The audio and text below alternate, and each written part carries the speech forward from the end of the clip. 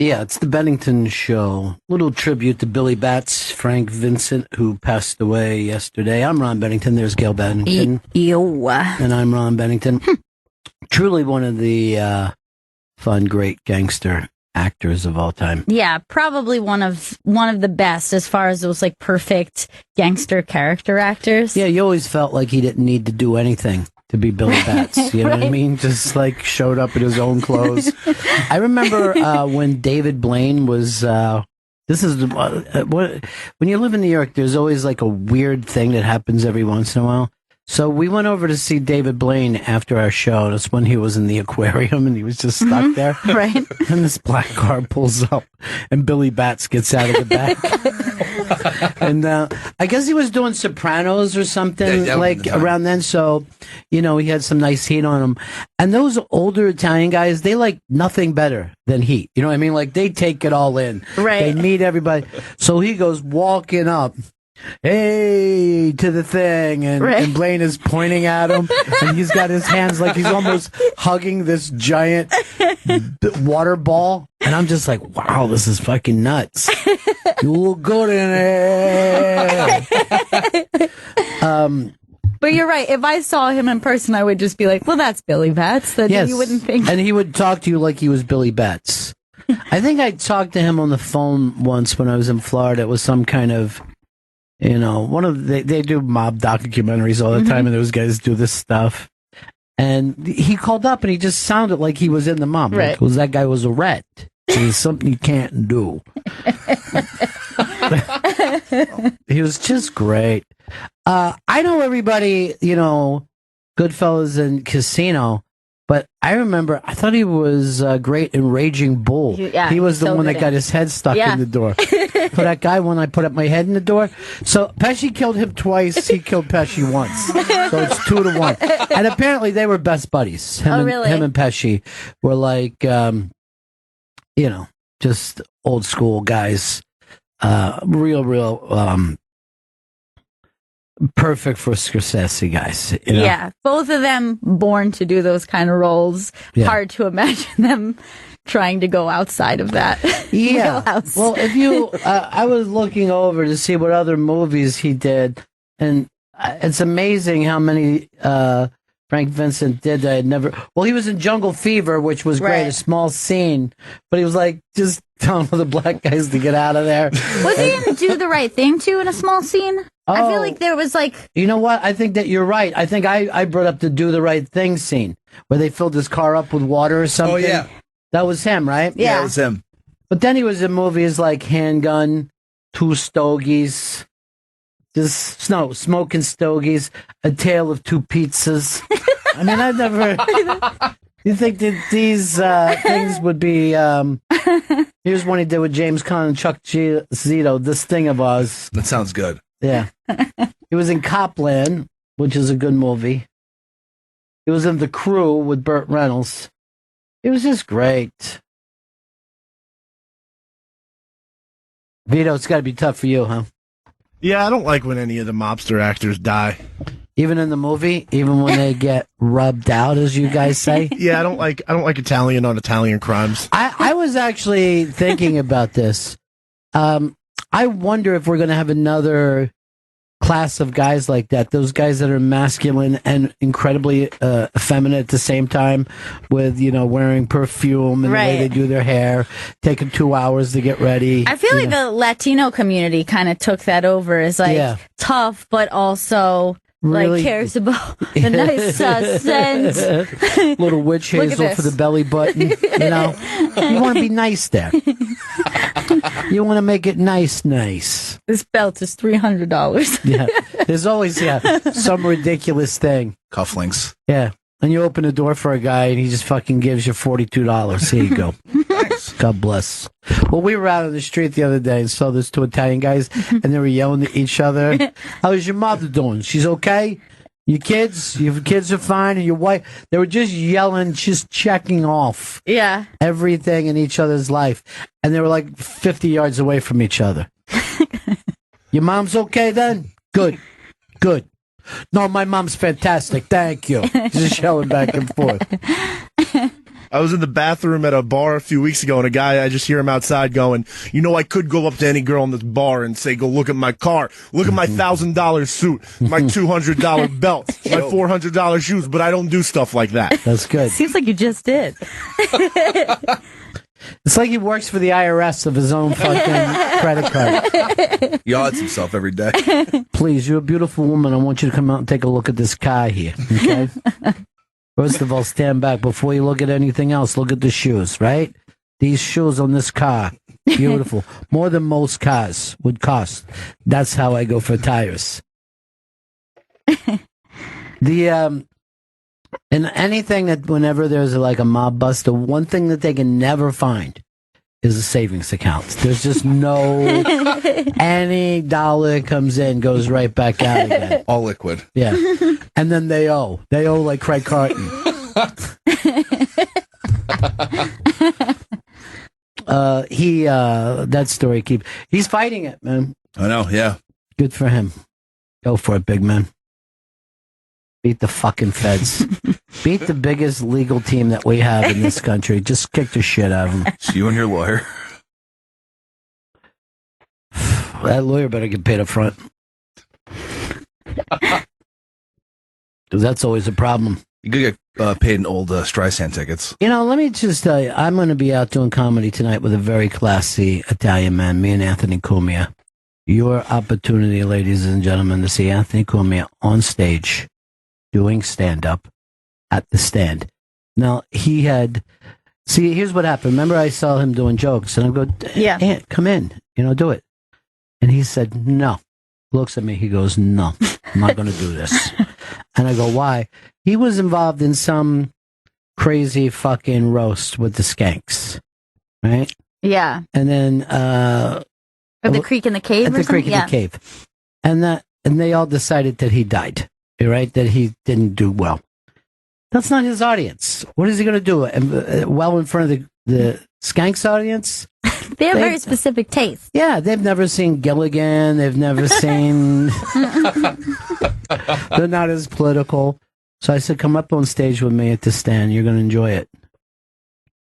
No, we're going to do it. Yeah, it's going to be a mashup. You go to thestandnyc.com for tickets. I'm going to just prove that, no matter how you feel politically, you guys can go out and have fun together. Yeah. Have fun together. It's another skank disaster. No, I'm not going to allow that to happen. So this is going to be history. Anthony and Ron. That's very exciting. Yeah. Now, if I can I'm trying to get a hold of Opie and Fez to do something after us. Oh my God, that place will go great. Fucking nuts. I'd love to see the two of them together. Fez still without. He's still without TV some reason, and he can't get on his computer. That's the two things. So his internet and cable totally out, but he has electricity. He's got electricity. Now his mom had didn't have air, but she got that fixed. There's people dying down there from not having air. I know, it's really dangerous. But I don't know what the hell happened before we had air conditioning. Everyone sits around and talks about the Gutenberg Bible and electricity. No, it's fucking air conditioning is number one. Because look, let's suppose you're cold. Blanket after blanket after blanket, you're going to be okay. But if you're hot, what are you going to do? Put ice on your belly and sit in front of a fucking fan? That's just, it's a disaster waiting to happen. What would we do in this building without air conditioning? You would not be able to have skyscrapers in New York City unless you had air conditioning. No, it's this. And in France, I was there recently. Jesus Christ. Back to this. Every fucking... Go ahead, just tell your story. They hate the people as a whole. At? This is in France, Paris, France, and even in the countryside a little bit. They are not fans of air conditioning. Oh, I get it. You did a pun. No, fans of air conditioning. They don't enjoy air conditioning. And in every apartment, in no apartment did I see an air conditioning or central air. They just don't have it. They would if they had it, they would love it. They don't like it. I was talking to a French lady. She said she could say whatever she wants. That's like me saying I don't like caviar because I don't want to fucking pay for it. If I go out to dinner, I go, don't get the caviar here. It's like fucking dog food.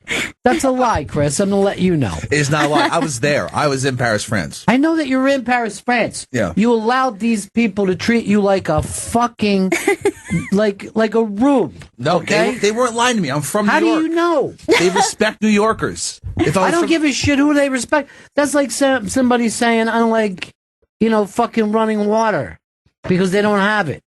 They can't say, look, I don't know how to get running water here. I can't afford it. These fucking Frenchies don't know how to pick up an AC unit for themselves. I'll tell you who doesn't like AC. And it's terrible. My parents. Yeah, they fucking refuse. They refuse it. They have AC in their house. They won't turn it on. My sister says the AC is going on every time she comes over, right? The AC is going on. I can't sit around. It's August. They start to put on jackets and act like it's a problem. They really hate it. And as soon as she says she's leaving, they hit the fucking off button in front of her. Like, there, no AC now. Now we can go back to normal. I'm not a huge fan of it. I get it. Fan. But you're not a lying French person, though. Yeah. They wouldn't lie to me. Chris, you're not even making sense now. You were there for a fucking week. But I had to. Let's be real. But I had to get into it because my dog loves it. Your dog starts to fucking stick her tongue out if she doesn't have AC. Yeah. She'll sit in front of the fucking AC. She loves it.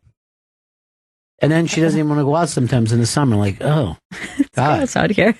She does not like the heat. Which I don't blame her. But just imagine, let's say Arizona, Phoenix, Arizona, they get a football team. How many people would be living there if there was no such thing as AC? I'm going to give you the answer. 50. 50 nuts.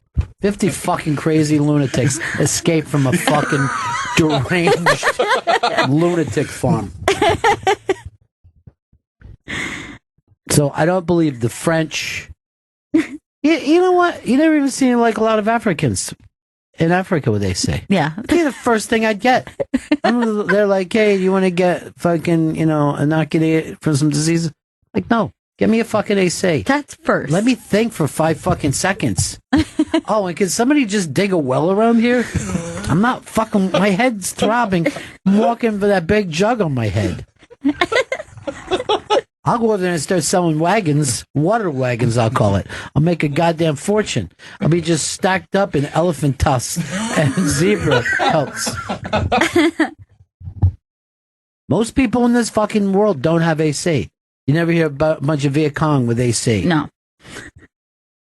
You never, like if you go to fucking Central America where Chris's family's from, they don't know shit for AC down there. No, they don't.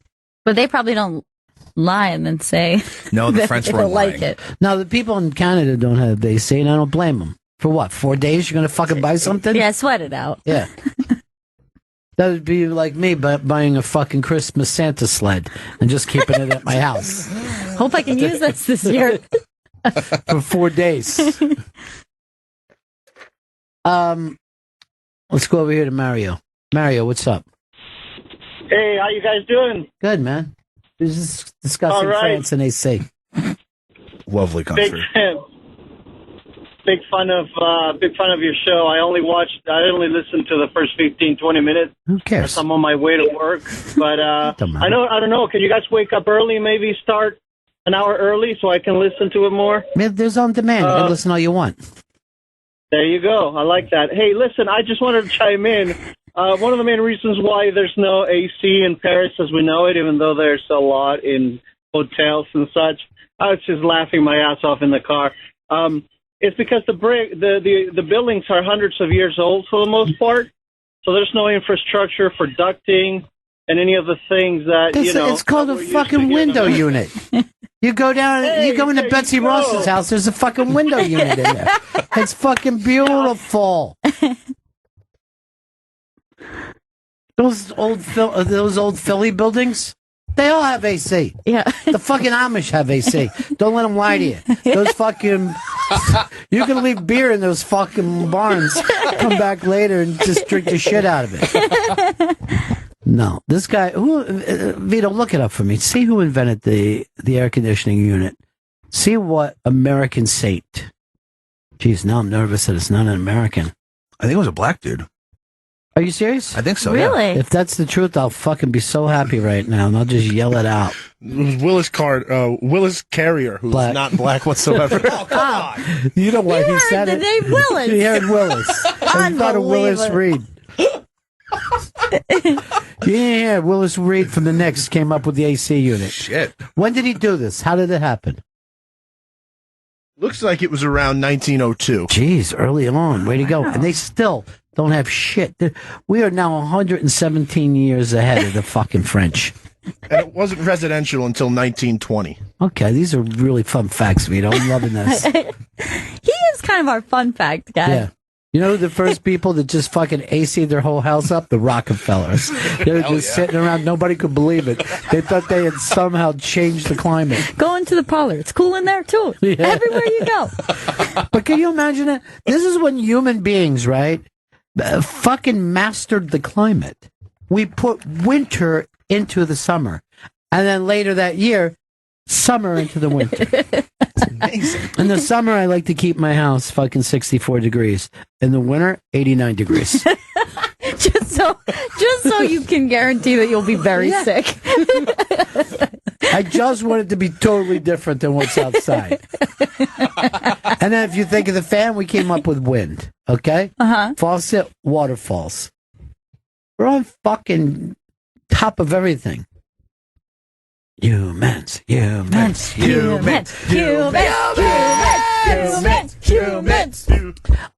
night I'm at There's always the last person. It was Vito this time. he's our Kevin. So I was doing this fucking bit at the stand last night, and some guy was talking about how he's afraid of fucking heights. And I'm like, I got the whole thing where he said he would be afraid of a stool that's 11 feet tall, right? He couldn't get on it. Because I'm going, could you stand on this stool? And he goes, if the stool was 11 feet tall, I couldn't get on it, right? And that got me getting into this whole fucking riff. So I act like, where are you going to find that stool? I don't know, the whole fucking thing. But I go, the two jobs that he couldn't have is fucking lifeguard. And he couldn't be a tennis umpire. And then I said, I just had him, and he's like, screaming up there. And the fucking room was falling out. And then Joe List was upstairs and goes like this: who's the woman killing downstairs? He just heard me doing a girl scream. Oh, he's flashing around his wedding band. Oh, is he? Yeah. It's official now, Yeah. right? Oh, yeah. Yeah, I saw pictures of all the comics dancing Oh, that's in so black sweet. and white. Phil Provencia took it. It was fucking fantastic. You just see fucking comics kicking it out. I swear to God, comics and dad dancers are exactly the same thing. Hold on, Jim wants to help us out here. Jim. Hey, the original cooling. Well, you know the term. You know how you hear about a ton of air conditioning. A ton of air conditioning is actually based on how much heat it would take to melt a ton of ice. And back, whenever in the 1800s, they used to bring big chunks of ice, like out of lakes, and put them somewhere, blow a fan out of them. That was the original, if you will, crude air conditioning. So they just would have ice, blow a fucking fan, and call it an air conditioner. No, Well, they that's didn't not call it air conditioning at that time. It was basically melting ice cooling, if you will. Yeah, I mean, that's something I could have invented. Yeah. I couldn't invent an air so conditioner, but I could say get a then- chunk of ice and put a fan behind it. Yeah. So then the breakthrough was some guy figured out how to make ice instead of pulling it from a lake or a mountain or wherever. And then they used the same thing. And then, as your idiot Vito said, it's a guy in 1920 actually, invented. Well, first of all, while we're calling him an idiot, he's the only one who came up with air conditioner. Yeah. He wasn't talking about, Ice fans. Yeah, fucking ice fans. Bullshit fucking Why thing. am I an idiot for saying what I just... Look, let me protect you, okay? You don't need to fucking whine it out right now, all right? Daddy can take care of you. Daddy taking care of you. Get on Daddy's shoulders. Daddy's gonna give you piggyback ride all the way to the bank. Daddy take care. So the the Russian emperors, right? They would send these dudes up into the fucking mountains to chunk off some ice, and then they would bring it down there and put juice on it, and they scrape it and put juice on it, and that's where the Philadelphia water ice came from. Really? Yeah, that's the fucking truth. They just started scraping ice, pouring juice. And they're like, this is fucking delicious. So good. Oh, it was so fucking hot. I was going to use this as a cooling system, but I just want to lick it. Now it'll be cool on the inside. Way down below the ocean. And they sent out 12 ships. Beautiful sailors. Weirdo. The continent of Atlantis. It was a strange fucking scene, right? When they fucking whacked Billy Betts. I know. It's still like the best cut there is like, go get your shine box. That's like the best. Yeah. No, go home, get your shine box. All right, this is who's on with me and Aunt tonight, right? This is the fucking comics we have to burn down. Wyatt Cenac. Oh, that's tough. Jim Florentine. Jen Curson. Tim Dillon. Sean Patton. Sarah Tolomash. Nice. That's the crowd that the new comedy team Anthony and Ron are running with.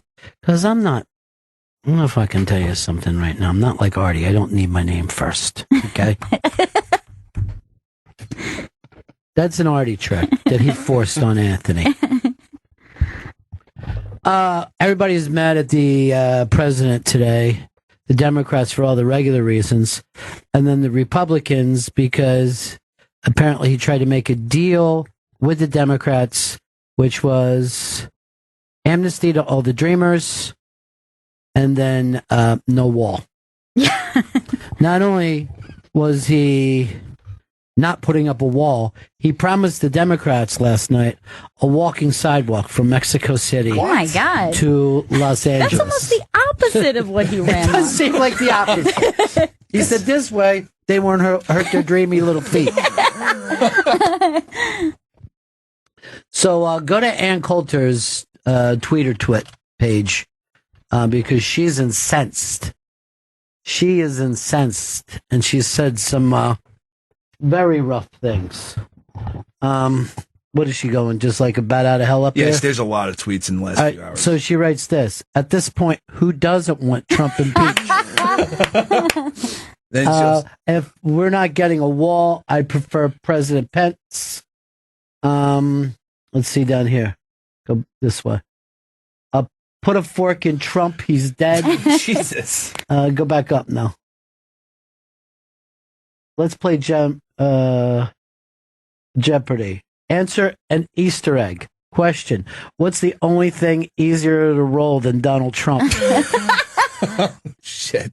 See, I was wondering when we were going to start hearing these kind of feelings because this is what he ran on. Looks like Bannon got it wrong. That shadowy force trying to nullify the 2016 election is the real Donald Trump.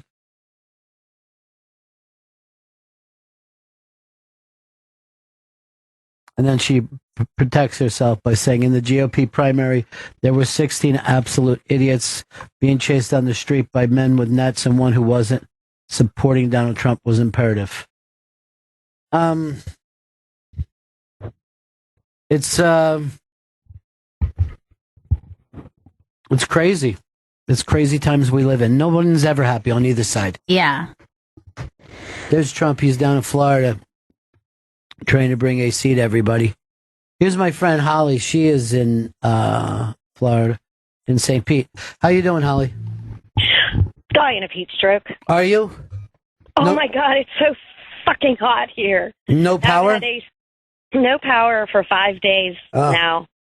And I don't know how the hell people lived in Florida before air conditioning. Well, only gator fucking trappers did. It's not too bad, though, because, I grew up in the 70s in Pittsburgh, and we never had air conditioning, but it's the humidity that kills you. Oh, yeah, the humidity is unbelievable in Florida. And then my girlfriend, her parents were born here, and they're like in their 80s or whatever, and they're like, we grew up without air conditioning down here. It's not a big deal. I'm like, yeah, it is. You know the number one killing in Florida, the number one death in Florida is jogging.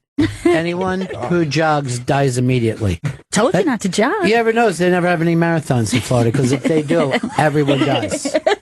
Eight old people died at a nursing home down in Hollywood, Florida, because they didn't evacuate them, and they all died of heat stroke. Unbelievable. That's horrible. Sad. I see one of them on TV right now. He's wearing a funny hat that says USA. He's got it really pulled down tight over his eyes. It is a very low hat. Looks like he's wearing gloves. Why is he wearing gloves? To shake people's hands? All right. Well, anyways, best the trees of luck are still to you, down, darling. so Peace. there's no lines. All right. Talk to you soon. Thanks. Bye-bye. Bye. Brutal. So weird, like in Florida, some people came out just fine, other people the wreck. I saw pictures of Marathon today. I couldn't believe it. What part of Florida is Trump in right now? Let's see. Naples. Oh. That's where it touched down. I actually have a friend with a house there, and she went all the way up to Tennessee. I don't think she's been back yet. Yeah, that's nerve-wracking when you evacuate and you're like, what am I going to come home to? Yeah, it's all nerve-wracking. Bet if you stay, bet if you go. It's like their political system.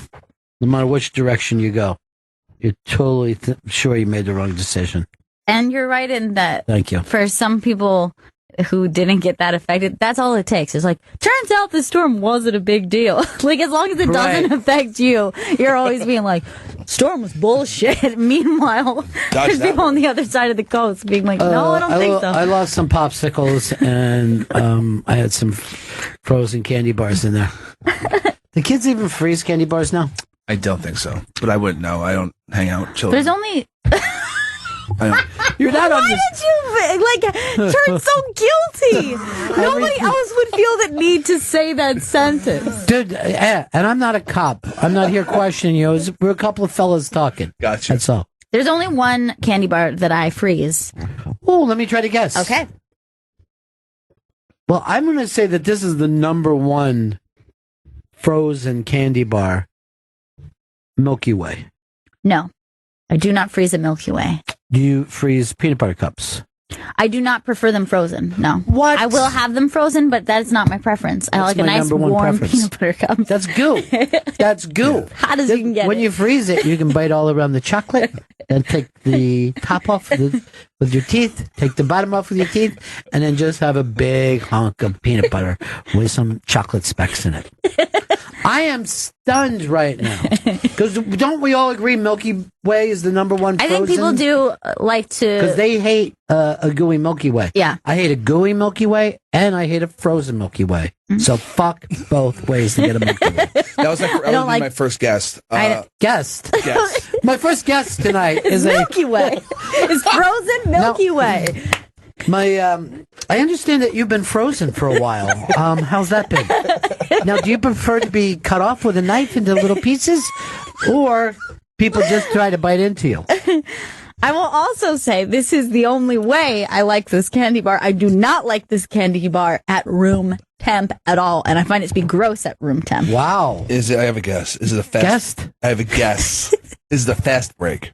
It is not a fast break. First of all, what the fuck is a fast break? A fast break is... Give me a picture of it. All right, hold on. Fast breaks by Reese's. I'm going to say this. It sounds like, to me, you've got the classic early ones, right? They're the gold standard of candy. And then you get, I'll say they did this in the 1960s, just cheap knockoffs of candy. This is the newest candy bar I've liked. That's probably like 15 years old. This is a fast break. What's in it? It's like a Twix Reese's combo kind of vibe. It's milk chocolate, peanut butter, and nougat. All right, but see, this thing here, right? Yeah. It borderlines on making that a cookie. It's cookie-ish, yeah. It's cookie so is it a candy bar or a cookie? Because I think once you add a cookie bottom to something, now you've got yourself a cookie, my friend, and you can't get out of that. It's a candy bar with a cookie element inside of it. I understand what you're saying, but let's say that I liked a ham and cheese sandwich, but I take it all apart, and it's just ham and cheese in a bowl, and I put some fucking mayo and bread in that bowl and eat it with a fork. Fucking sounds I good. was saying, you just fucking broke up a sandwich. I think that this candy bar that you like, Yeah. a.k.a. the fast break, a.k.a. knockoff city, I think it's a cookie. But that's taken us far away from Gail wanted the reflection of what she eats. Yes. All right, just tell me this is a classic. I would call this a classic candy bar. It has been around for a long time. It's the Nestle's Crunch Bar that you enjoy shit. frozen. No, it is not the Nestle's Crunch Bar. You don't have to tell us anything else. Vito, I'm going to ask you as an Italian. Do you? Oh, you're busy over there. Are you busy? I can answer a question. Good. Do you Italians, do you freeze candy bars at all? Rarely. Just it depends on the one. Like I think my mom has always frozen Kit Kat bars specifically. I like a Kit Kat, but I like it. I would never dream warm. of freezing a fucking Kit Kat bar. I've just always That found would be. That would be actually like freezing an actual cat. I think you're getting less flavor from a Kit Kat by freezing it. Thank you. You're freezing out the flavor. I'm gonna yell at her later. Don't. Please don't do that on my behalf. Call her up right now and be like, I don't. You embarrassed me on the show today. He's just yelling from the street. She's looking out the window. So I freeze Kit Kats. So what?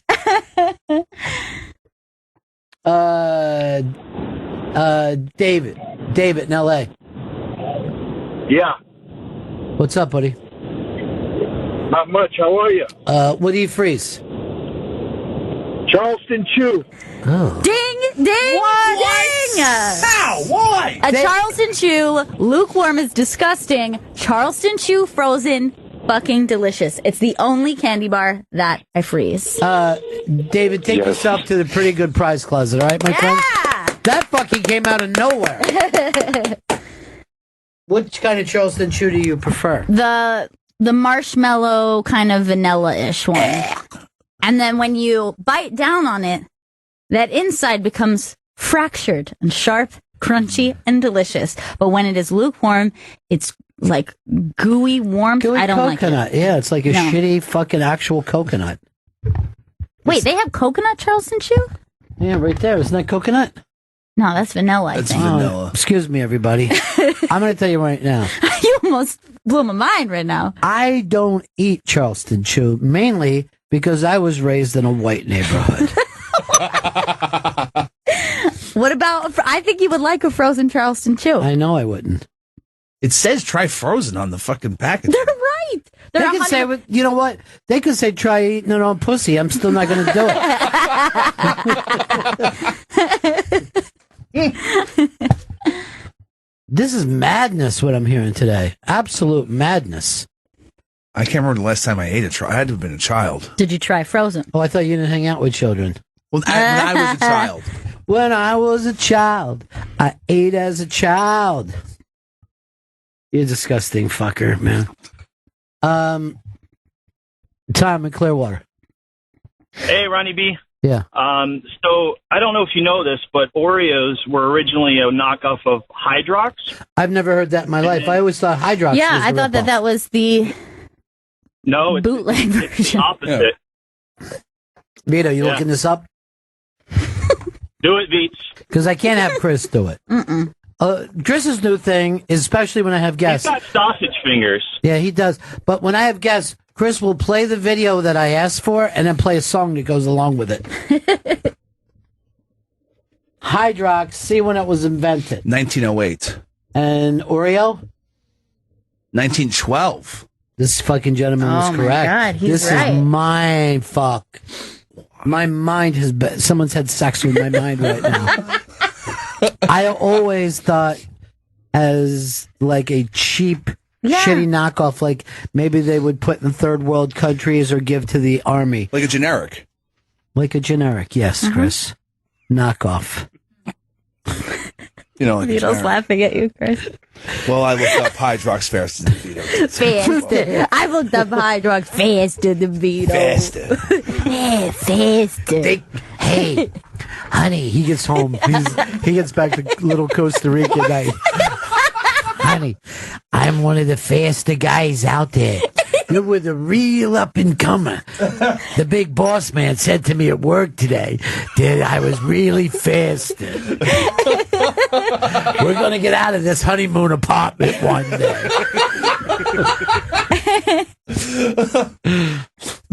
With a fucking ice box. Yeah, there's literally some fucking ice in there. Get a fan, put this ice in front of it. And back, like, if you came into New York in the 1930s, there was just a fucking box. You opened up there's a fucking big giant block of ice, and then a Charleston Chew sitting in the back. Vita, why is he faster than you? He's so much faster. Tony in Iowa. Tony. Hey, check it out. Frozen Snickers bars for all the flirting till the disaster's over or whatever. Gives them all the protein they need from the peanuts. Got the carb ice cream that lowers their body core temperature. I'm Here's glad the you issue. enjoy it. I'm glad you enjoy it. I feel like frozen caramel is not going to be good. It's going to be hard to fucking chew on. It's not good. And even unfrozen Snickers bar sucks. I just don't like a Snickers No, bar. I'm not agreeing with you there, you know? But I also, if I want one, I don't want to have to start fucking hitting it with a crab hammer. Trying to just, you know, because you can't bite into one of those things and keep your front teeth. It's fucking set up against you when you freeze caramel. It's just not going to happen. Look at Paul Ryan's fucking speaking out. He's got a fucking gang of people about him, about Trump last night. Squad goals. But what's up, you slower? What are the smaller cowtails, like the ones that are like the same thing as a cowtail, but they're like bite size? Aren't they still cowtails? Like the fat, short ones? Why would anybody want to get a fat short one when you get a whole cowtail for yourself? Oh, those things? Yeah. Those ones. Those I really like frozen. Wait, hold on. Fucking freeze that seems like it's so difficult. Also, are the name of those goatsies? Like the popular internet meme? But like this thing, this wasn't the original, was it? Of this kind of thing? Because that's real grandma candy. There. Yeah. I think that is. No, I wouldn't call those little things cowtails. Yeah, that's definitely the little I don't think it's the fucking, is it? Because I never called them goatsy. I don't know. Wait, is that why goatsy is goatsy maybe? Because of the whole, maybe cream in the... Possibly. I thought they were like called caramel creams or something like that. Google that, because I have heard that phrase. On the packaging, it says Bullseye caramel creams. Oh yeah, but just do caramel creams and see if there's like a different logo. A different thing, because that doesn't look specifically the same to me. Yeah, goatsies are That's caramel it. creams. I didn't even know I was eating. All right, wait, go back again. The one, no, go back. Like this right here, I think is the way they used to come in one packet like that. Oh shit! And then see, there's the big caramel, the original caramel creams. I never paid attention to goatsy once in my life. Now, by the way, when I ate them, I don't even know if I could read. I probably only was in 11th grade. So I was just pointing. It's colors. This fucking little bodega in my neighborhood used to just have really cheap, like penny candy, and they would put it all in a brown paper bag, and you could leave. And we would like just fucking go and look at it after school every day. I mean, it's like we were picking on a new car. Because if you had like a fucking quarter, you were not going to fucking blow it too fast. You were looking around. And the guy that owns the place, Jonesy, would just fucking scream at us. What? And I'm telling you the truth, we take zero offense to it. Zero offense. It was almost like one of those... like fucking Flo was on the TV show where no one got mad at her for talking that way. We just let him scream. We're just looking around like this. Well, maybe a licorice whip. I don't know right now. Maybe a jawbreaker. I mean, it was so fucking important. Hurry up. And then when we wanted it, we'd go like this on the fucking... We would take our fucking and just tap on the glass of the thing, and he would lose his shit. So you would just take your change and tap the glass? Yeah, we just tapped the glass, like we're ready, and he fucking hated it. It's like, how they say never snap at a waiter, never fucking tap on the glass around Jonesy. Have you ever snapped your fingers at a waiter? I think I might have done it once, and then I realized, oh my God, what did I do? Like, I felt really bad afterwards. Because you were drunk? Probably. I have seen Chris flag down a server in a very inappropriate way, but then he learned from it and says, I will stop doing that. What was he doing? So, it's just like the second he needed something, like this is like the moment you finish your drink, if you're like hand in the air, like I want someone right now, the second, instead of just waiting for them to come around. Doing the big flag while somebody's like at the table. Can I defend him here? He is an alcoholic, right? And he needs He needs whiskey juice in his belly at all times. I didn't realize that was a faux pas. And me and Vito both had to say that's one of the worst. Because you were a server too. Yeah, I think that's bad. Don't ever, with a bartender, don't ever yell yo, or if you find out their name, don't be like, hey, David, can I get another Bud Light? First of all, why would a bartender be named David? That's a dumb name. I don't know. I could see Petey Joe. You should make up names when you're a bartender. You know, like it I sound go like with a Sam. real. Yeah, Sam's a good one. Either that or Mayday. Now, the other thing that they say that they hate is like if you say to a busboy, "Can I get another iced tea?" Oh yeah, they really hate that. And I'm like, I can't tell them apart. I can't tell who's the busboy and who's the fucking waiter. I've done that before plenty of times. Yeah, I have a friend who I remember he would scold tables for doing it. He would be the server. They would ask the busboy for something else, and he would go over and be like, "Excuse me, the gentleman you just spoke to does not speak English. So you're going to have to go ahead and order through me." He would be so upset about it. Then I would say this to him. Then give me 2 iced teas because I can't fucking be, you know what I mean? I'm very thirsty. Now, when I was in Paris, France, we'd go out to, dinner or whatever, cafes and whatnot. See these. Yes, I've seen your Instagram. Did you put all your pictures up now? Yeah, all the pictures are up. Good. You'd have to flag down the waiters because they weren't attentive because they're on salary. They're not working for tips. There's plenty of fucking truth to what he's saying. I've been places and it seemed like the fucking waiter went home. Yeah.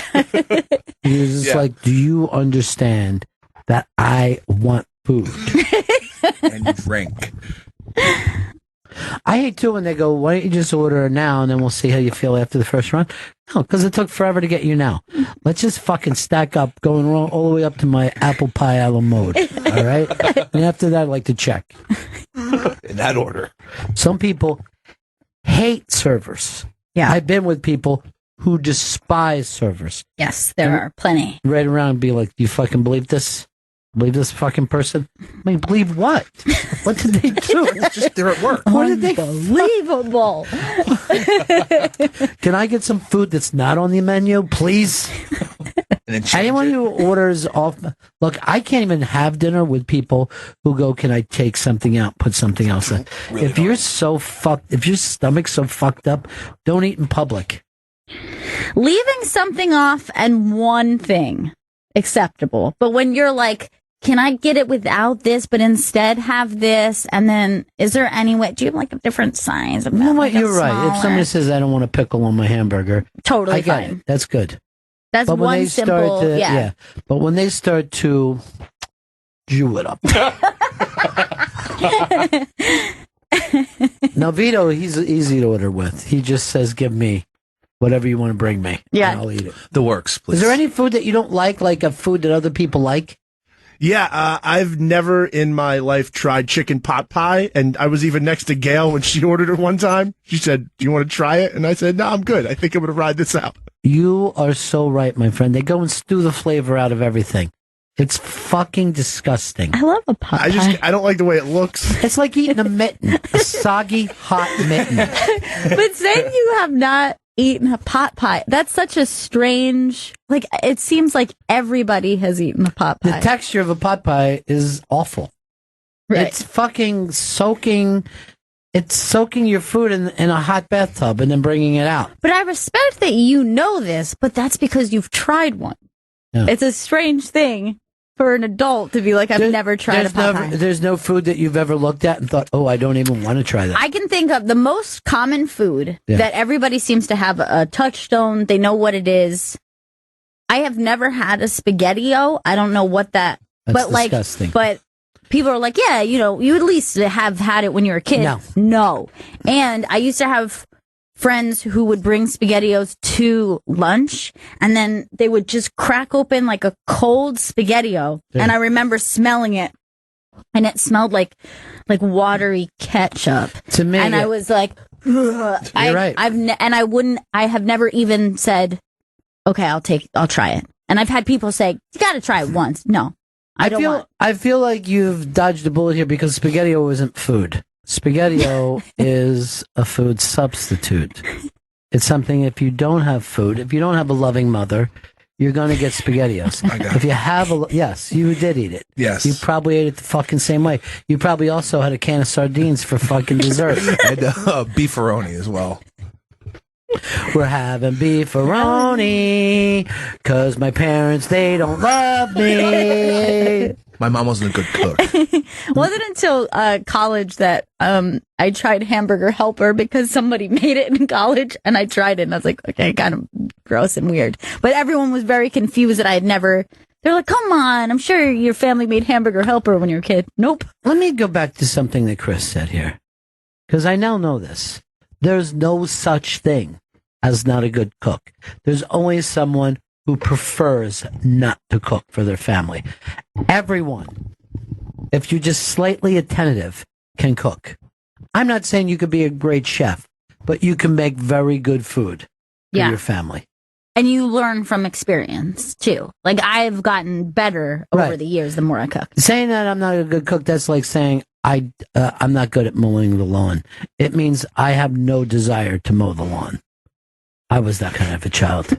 And I'd say to my dad, you know I can't fucking do it. He goes, you can. Just push it. But all the grass comes up and it fucking sticks to me. And it's just horrible. And I like to either be watching TV or hanging out with my friends. That's the same thing with not cooking. You just don't want to do it. You can do it. You can. This is the premise of Ratatouille, I think. Is it? Sure. I haven't seen it. Everyone but can I cook. love this movie now. Is that what it's about? I think it's like the little catchphrase is like anyone can cook or something like that. Is Patton Oswalt Ratatouille? He is Ratatouille. That's amazing.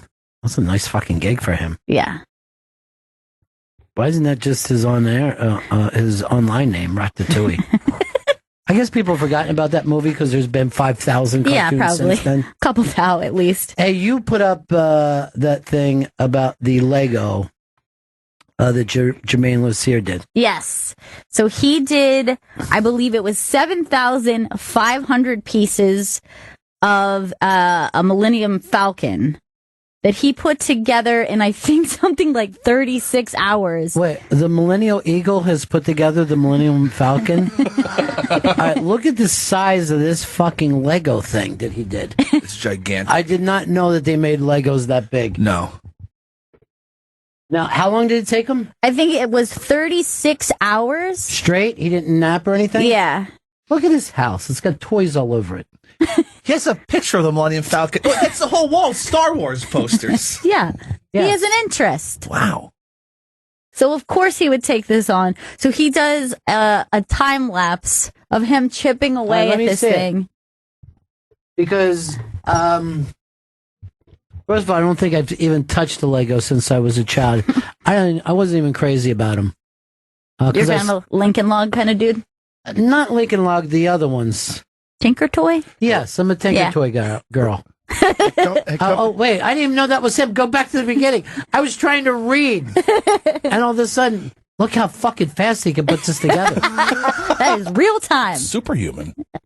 Nobody's even helping him. He's changing out of clothes. Jesus Christ. So it came in a box. Well, why can't I have volume here? 541 people.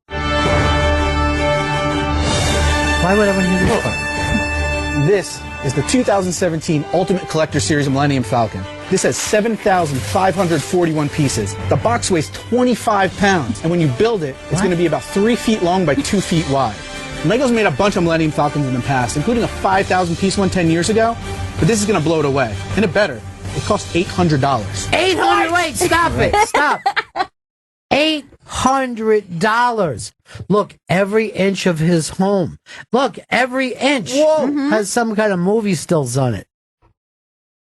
He's either going to have the luckiest kid in the world when he has a baby, or that kid's going to try to throw itself out the window. Because he's like, you don't touch the toys. Oh, I couldn't live like that. Right, go ahead. This is 500 pages. Of what? That's instructions. No way. 3 hours in, and I just finished step 1. All right, stop it for a second. I am done. I couldn't put anything together for an hour, let alone 3 hours. And he just gets to something that looks like shit. I guarantee if you gave me this project, I would give up 2 hours in. 2 hours in is when I would go, oh, this is going to take a long time, so I'm done. I would see what it looks like when it melts. Okay, it's some more. Over. Small pieces like that, okay. This, not okay. Why? So let me try to figure that out. It was a missing piece. 3:40 p.m. I'm in the middle of bag 4, almost 9.5 hours into this, and I realized that I was 2 places off on one connector piece, and now God. it's in there so good I need to find some needle nose pliers to get it off. 10:15 Monday night. I started step 8, and for some reason they have you attach something below, and it really is difficult. And as I was messing with the Lego, a bunch of pieces fell off. I still have 3 pieces. I have no idea where they go, but oh my god, I was ready to throw this thing on the ground.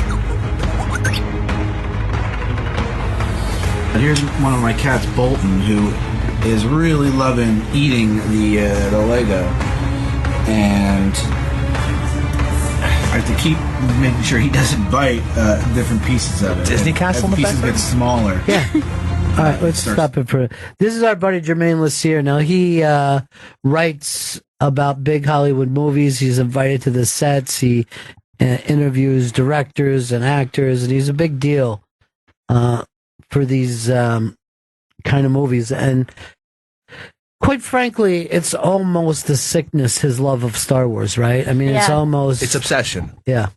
I mean, I don't think I could, like, a person could have a more perfect gig for them, though. Yeah. Oh, yeah. It's awesome for him. Yeah, he loves it. He's good at it, too. Today, 7 p.m. I am in hour 25 or 26 now. These last 2 steps are just... Every single one of these steps has, like, all these little pieces. Look at this. Which is very tedious, but... All right, let's stop it again for a second. So I get he loves the Millennium Falcon. I get that he grew up loving Legos like a little kid should. Why is he doing something that's obviously causing him strain? He looks really stressed out right now. He looks like his life is on the line here. Over a missing Lego piece. We're on step 4. And can't you just buy one that's already glued together? Yeah. You can. Now, do you glue these together at the end so they don't come apart, or you want it to come apart so you can keep fixing it? I think the Legos are firm and they keep it together. I don't believe you. How could a Lego be firm? All right, let's hit it again. It's awesome, and we're almost there. He's starting to feel good about himself now. He is. He sees the finish line. Yeah. He does. 12:30, Saturday, September 9th. It has taken me 34 hours over the course of 8 days, but I finally finished the Falcon. Just one more step. Do I put the Empire Strikes Back satellite dish or the Force Awakens satellite dish? Oh, I don't know. Once this is it, this is it. Here we go. And once this is it. You went with Empire. I agree with him. It took 34 hours over the course of 8 days, but I did it. I completed the largest, most expensive Lego set ever created, the Ultimate Collector Series Millennium Falcon. It truly is a magnificent thing to behold, even if it's virtually impossible to pick up and play with, but never tell me the odds. Where's he going to put it? Oh, God. He's crazy. He is crazy.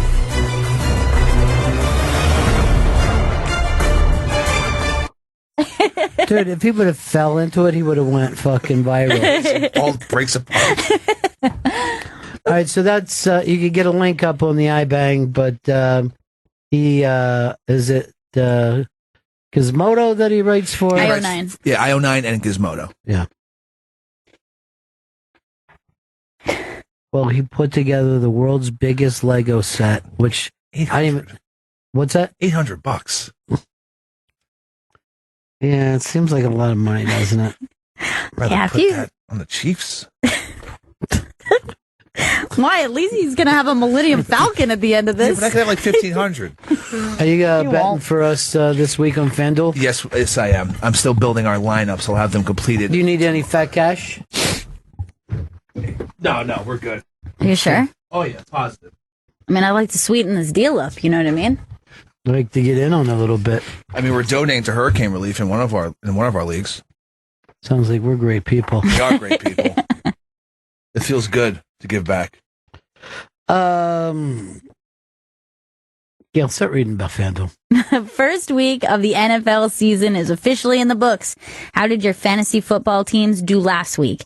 Did you get in on the fun over at FanDuel? No? Well, it's not too late. Week 2 is here. FanDuel Fantasy Football for everyday fans. New contests starting every week. No busted seasons. Something for everyone. Lots of contests to choose from, starting at just $1.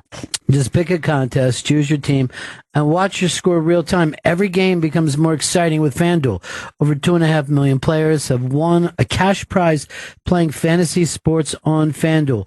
Sign up today. Go to FanDuel.com, click the Join Now button, and use the code Bennington. New users get free entry into the NFL Sunday Million with over $1 million in cash prizes when you make your first deposit on FanDuel. Just visit FanDuel.com, sign up with promo code Bennington. That's FanDuel.com, promo code Bennington, void where prohibited. It's the Bennington Show. We've got a Pamela Adlon Unmasked coming up a week from today at the world-famous Underground in the Village. That's Thursday, September 21st at 5 p.m. at the Village Underground in New York City. Unmasked with Pamela Adlon. Go to the ibang.com for free tickets. It's going to be an awesome one. I'm so excited for it. I love Yeah, it's going to be a lot of fun. And tonight, it's the debut of a hot new comedy team called Anthony and Ron. I'm half of it, Anthony Cumia, the other half. And I think most people sit around like, man, I wish I was there the first time that Martin and Lewis went on stage together. This is exactly what it's going to be like. You guys are like the new Odd Couple. Yeah. But it's politics, not... Shit, there was an old Odd Couple? God damn it. Either that or I'll just come back alt-right. You've changed. It's like when Chris went to Paris. Everything's different. I'm a dreamer. So that's tonight. Go to the Stand NYC for tickets, but it should be a spectacular night. My people checked with his people, and he's still on for tonight. I give him a lot of credit to jump out like this after getting that skank problem. Yeah. But this will be totally different. This is going to be a lot of fun. Yes, and I agree. Yeah. I blame the skank audience. Yeah. Or skanks, as they're called. A lot of them are also our audience. This is a big crossover. They have such a fun, loyal crew that shows up at their stuff. But I don't know what they're called. Juggalos? Skankalos? I don't know what they're called. It's really going well for them. Everybody on that network's doing good except for one show. Which show? High Society. Oh, God. It's on the GasDigitalNetwork.com. And now I'm being told that it's called Heil Society. No. Chris! It's not a Nazi program. Heil. Oh, my Heil. Chris. That's what you say on that? No. You just said snot. Ew. It's not. There's a new Jim Carrey story. He's coming back to television. It's up on the iBang. New Showtime series directed by Michel Gondry. Oh, shit. Oh. Sounds fascinating, right? I love Michelle. Michel Gondry was one of the few people that ever stood me up here at Sirius XM. And I was like, oh my God, I'd love to have him on. And then I went out of my way to announce it. And not only, like, he didn't even cancel. He just didn't show. Oh, no. Like, day of? No. Like, while we're sitting on the air going, "Where's Michel Gondry?" And we called in, and they were like, "He's a very busy director." We're like, "Yes, but you called us. I didn't get this. I didn't get this idea of, hey, I'm going to get Michel Gondry on the show." So I will always hate him. And It's good to have people like that, though. I think his movies are shit.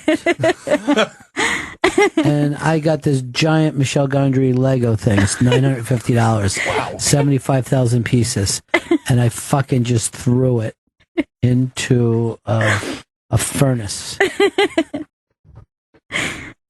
Wow, look at that thing that Trump's flying on. Whoa. A helicopter plane? Yeah, he's flying on a helicopter plane, according to that. That thing is really weird looking. Yeah. I don't think that can stay up.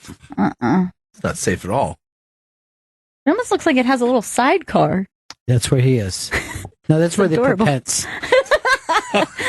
He's just waving.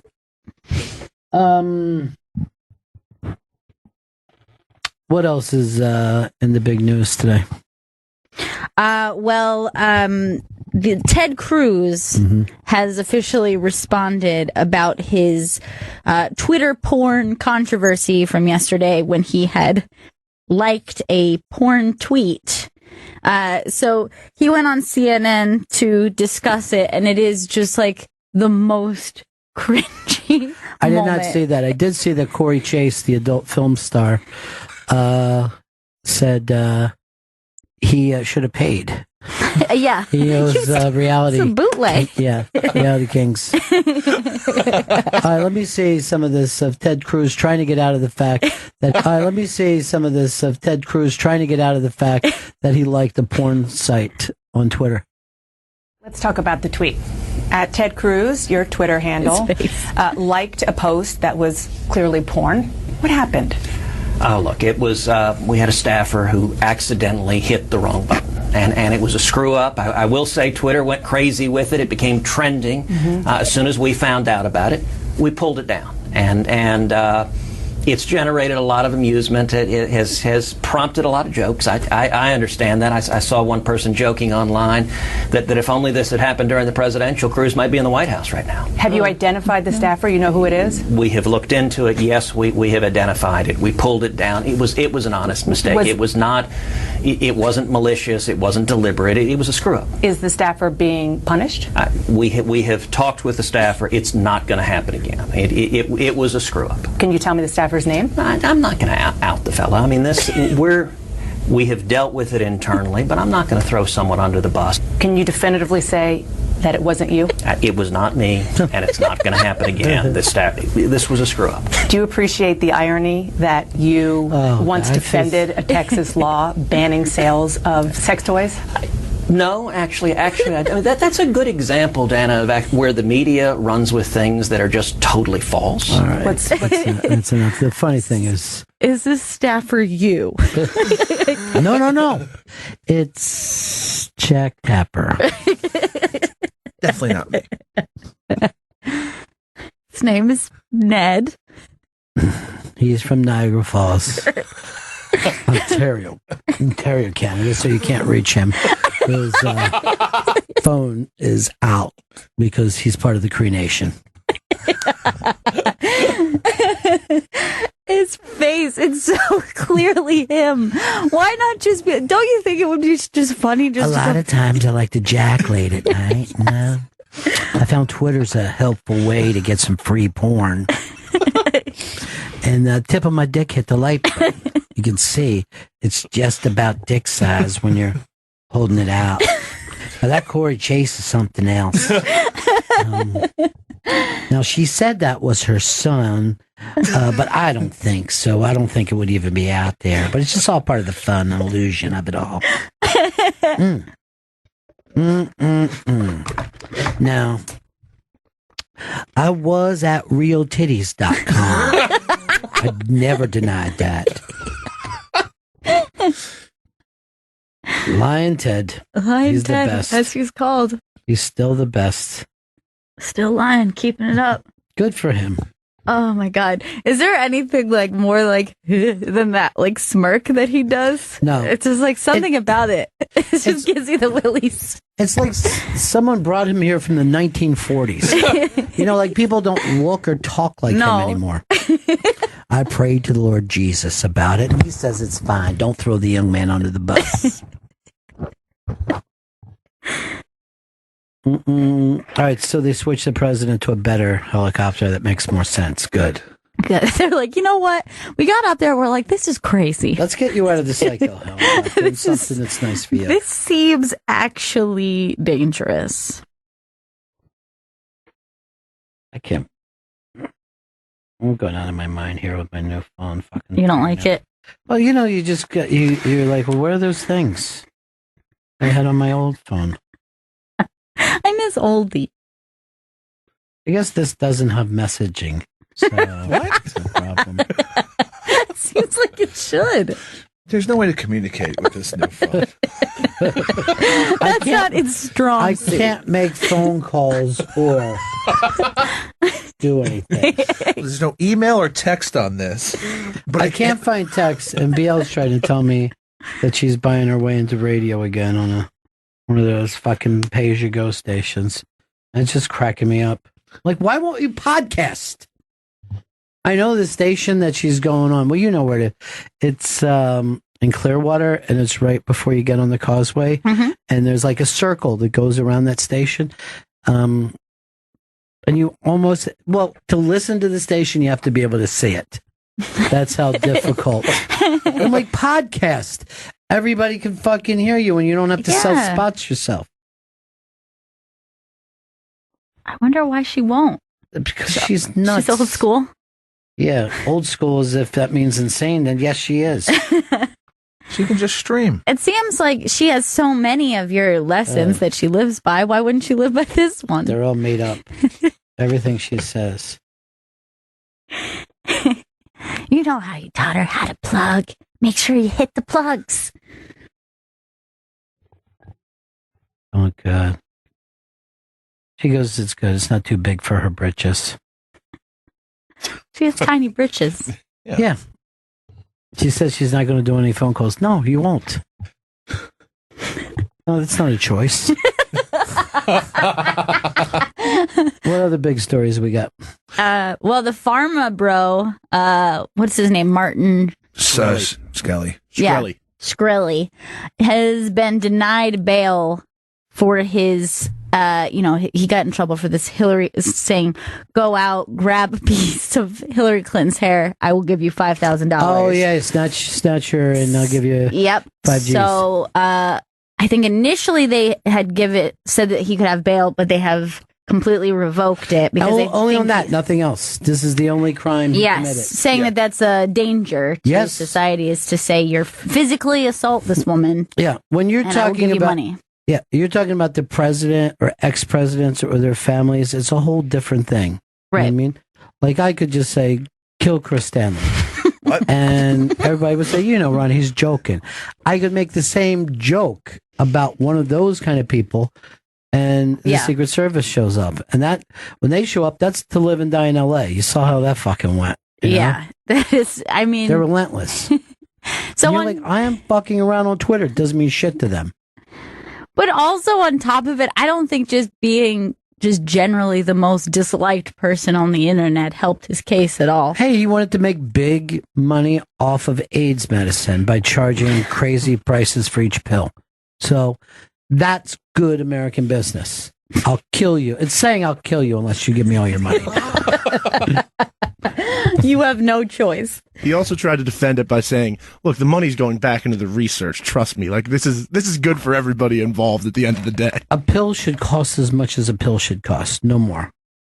What you want to do is make those pills affordable and sell a ton of them, not sell them one at a time, like Gene Simmons was talking about with his box set. Right. It was a $50,000 box set, but he brings it to your house and sits down for 2 hours with you and your friends. So that's kind of fun. Kind of worth it. He's not going to sell a lot of them. If he sells 2, he's ahead of the fucking game right now. It's a meet and greet. Also, there's a picture book in case you haven't seen enough pictures of Kiss. That's great. I mean, yeah, you could Google them. You could hit Google Images, but this is all in one place. He was in the building today. I guess he did Stern. Yeah. We saw him at the after show. And, he is like still one of the most recognizable people Yeah. for a guy who wore makeup all the time. But Pretty that hair surprising. hasn't changed of all time. But one time when we were at NEW, we were hanging around, for that after party we would throw on Friday nights. And Eddie Trunk was on with Gene Simmons, right? And they're just fucking around, having a good time and shit. And we were down in the offices hanging out and partying and fucking playing games and everything. And then we left the same time. We rode the elevator down with them. And so we're out. You know how it's right on 57th Street and it's like an opening once you get out and there's park benches and shit? Yeah. So we're heading out the door and we're just talking. And then I just slowly start to see these people coming out of the dark. They were all walking slow and they were just coming at Gene. And they look like creatures of the night. And he just had to sign stuff as he's walking to his car. And there were like hundreds of them. And I didn't see one of them when the door opened. And they weren't together. They weren't like as a pack. They were all just standing separately and all came out of the dark at the same time. Oh, that's so wherever he goes, people are just like, sign this, sign this, sign this. And I'm like, oh, fuck stardom. That Yeah. looks terrifying. It just looked like any one of them, like they could have just fucking went witch doctor and just start running around him in a circle. Yeah, true celebrity, true fame, not Yeah. great. Would not want it. I had a guy stop me when I was walking in today and said, man, I really love when you do Jim and Sam. You should do Jim and Sam more. I go, I'm going to. I'm going to be on there a lot. But that's a lot different than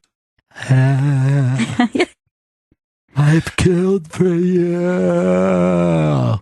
Chris Stanley, give me another big story. The mooch, Anthony Scaramucci, he has announced that he wants a paternity test for his brand new baby. Classy. As he's going through the divorce with his wife. That baby will always love that story. The rest. He even needs proof that the baby was born because he was actually not there. He's saying that his wife cheated on him while he was on the road with Trump, which is why, he needs to make sure that baby's his. Oh. And now I believe he's going to do The View next week as well. That was announced after the paternity test. Sure, they'll love that. What did he see this Pharma Bro story? And he's like, I've got you beat. Well, unless it's like a girl that you haven't seen in years, you know what I mean? But by the way, when you are married and your wife gets pregnant, that doesn't even have to be your kid for you to be responsible for. Is that true? Yeah. If you are legally married to someone. Yeah. Wow, I never realized that. I think it happened to a comedian who was raising a baby who just became looked remarkably like Sam Kinison. Okay. And he's like, well, obviously now I say that's not my baby, that's Sam's. And the courts were like, dude, it's yours because you were the dad in the situation. Right. Even though you weren't the biological father, sure, you were the dad. It's crazy, I know, but I don't know a lot about fucking law. I just know that situation happened. Yeah, I mean, particularly if this person has already been raising the kid, I kind of see where they're coming from. You're like, well, this is your kid because it was your kid. Yeah, you just can't get around it somehow. I don't know how that works, but that's what happened to him. That's interesting. But yeah, it is kind of a rough look, particularly if you end up being the dad, because you're like, sorry, I love this baby. And you're just like, yeah, you just tried to get out of... You didn't even want me.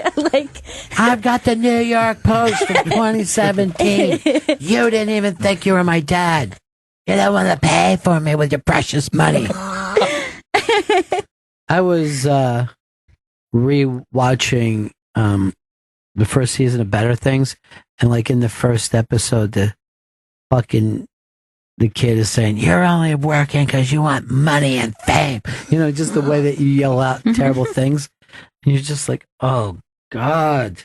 I know I've said insane shit like that to my parents when I was younger. I know I've said stuff that I wish now I never said. Lots of it. Right. I feel like I didn't do that too much. Like, I don't think I did, like, the rebellious, like, yelling at you or my mom. Yeah, it was hard to rebel against us. It was really true. I'm like, that's the most frustrating thing. Like, what could I do? I hate radio. You joined Dare. I think that was his... I had no choice. Everybody in the school had to join Dare? Yeah, you had to. Well, at least it worked for everybody. There's a whole generation that doesn't eat Oxycontin. And yeah, it's lame when you're a kid, but later when you're in college, you can wear that shirt from elementary school, and it's so ironic and funny. Cool shirt. Smoking weed while I wear a Dare shirt. What was the bikers versus truck drivers in Oklahoma story all about? Who pulled that in? That was me. Oh, Big Chris Stanley breaking the news. Yeah. All right, what do you got, Scoop? All right, so there was a traffic altercation and between some bikers and some truckers. This was in Oklahoma, and on like a side road, and then they just started. But let's stop it for a second, because this looks like an end of a movie. Yeah, if this a is shotgun. Really scary already. Yeah, and they pull guns. This is you realize this is the end of Easy Rider. Yeah, this is literally the last scene. I tried to get everybody to recognize that, but all right. So the guy. Well, those don't look like regular bikers. Oh, boy. And that trucker, it's just a pickup truck. This kind of is a lie, a little bit of a headline. Oh, shit. And then through the background. Whoa, shotgun is out? Who let the shotgun? One of the truckers. Guys in a truck. What is Larry the Cable Guy going to do about this? Homeboy in overalls.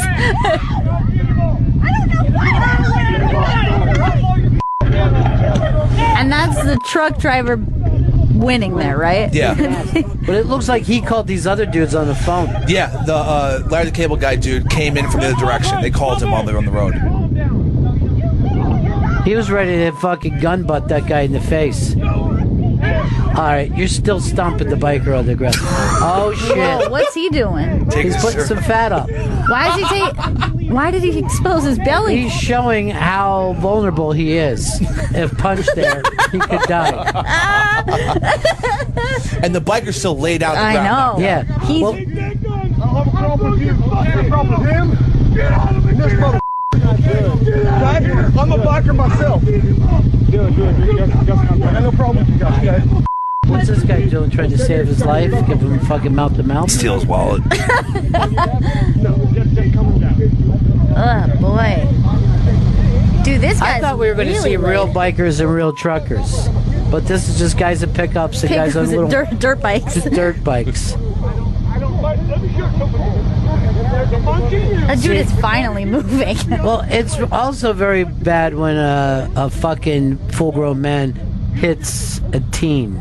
Yeah, it's a bad look. But I mean, you're just gonna win. Oh shit, they're back into it. Oh my god. Hey, Brandon, what the hell? Brandon, what the hell? Hey, that's fine. Keep the camera. Smash it. I don't care. Get out of here.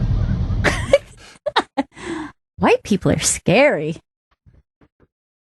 That was crazy shit. Yeah.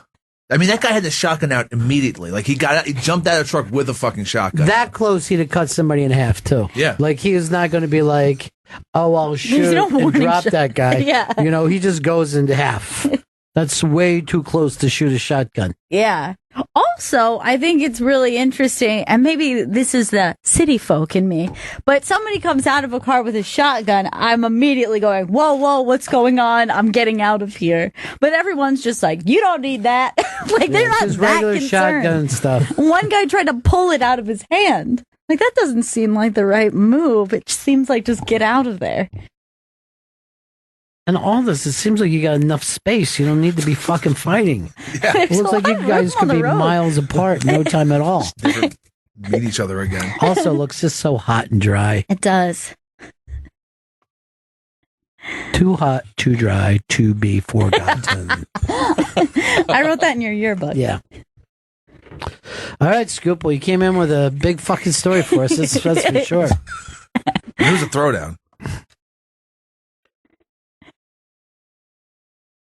All right, this is the Bennington Show. Come out and see me and Anthony tonight at the Stand. At the Stand in New York City. Go to the Stand NYC. It's going to be a hell of a night. A new comedy debut by a hot young comedy team with no material.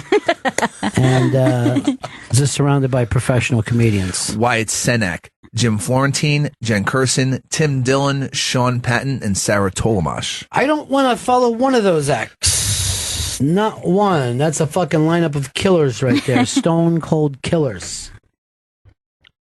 I'm going to ask if the show can be stopped, the audience can be filed out, and then Ant and I can go out and do our thing. It's going to be a lot of fun, really. It's going to be a good time. That's thestandnyc.com for tickets. The Stand, just one the. It seemed like I had to put in two those. Just one the. Vito, did you watch your show last night? Yeah, I did. And I do not like the way Josh is being treated by Christmas. In what way is that? Well, like, all she had to do was lie to him and say, yeah, I'll take you to Final Two, buddy. Don't worry about it. Instead, she just goes, I don't know. I don't know if I can do that. I mean, you two are very close to me separately. I'm going to do a spoiler alert, spoiler alert, spoiler alert. Spoiler alert, if you're a Big Brother fan and you don't want to hear this, this is a spoiler alert. In 10 seconds, I will restart the show, spoiling things from the Big Brother program, because I watch Pop TV late at night when I got home from the Stand last night. Now I'm being told it's just the Stand. I'm sorry. One the. I heard someone say the Stand. Spoiler alert coming up in 3 seconds. That is a spoiler alert. 3 seconds, you will have your entire season of Big Brother spoiled. And that is the end of spoiler alert. All right. So this might shock you guys, but Paul is taking Josh to the end. Are you sure? He sat in a room talking, doing a little talk show right to the camera, and he said, Josh is my final two. Wow. Okay. I guess his fear is making the same mistake as last time. Kevin! You think Kevin is a better bet? Yes, nobody would vote for Kevin. I think the jury would be bitter enough against Kevin. Bitter enough against Paul to vote with Kevin to spite him, but I don't think anybody would give money to Josh because he made a real enemy out of every single person in the jury house when Paul made him go yell at people, go bang pots and pans. Like Elena, Mark, Cody, now Alex and Jason, they would all hate Josh. Yeah, but don't you think Cody over Paul? Like, don't you think he might take Josh? No, because remember how much that Paul, he said he respected Paul's game, and Josh, like, tortured Jessica when, like, the day her dad, like, the anniversary of her dad's death, and he kept harassing them when they were in the hammock. Would they pick what's her name, Christmas over him? I think they would, too, because like, Jessica at one point tried to reach out and befriend Christmas. They never tried to make up with Paul. So you are 100% sure Paul wins the season if he's final two against Josh. Against Josh, I'm 100% sure that. And Christmas, you think Christmas takes it? I think the only person Paul could beat is Josh. I think that's how he set this season up. And that's why he had Josh be mean time after time. Yep. Go after Kevin. And then did the vote out yesterday as a tiebreaker? Yeah. That was so shitty. But because she didn't fall for it. Yeah, that's what I would say. Like, if I was Josh, I would have stood up and said, because we all know Paul is forcing me to do this. I guess I'm voting you out, Alex, but I think we all know this is Paul. You know, Paul knew what was Chris going Stanley, on. you agree with your big brother? It's the only way Paul can win.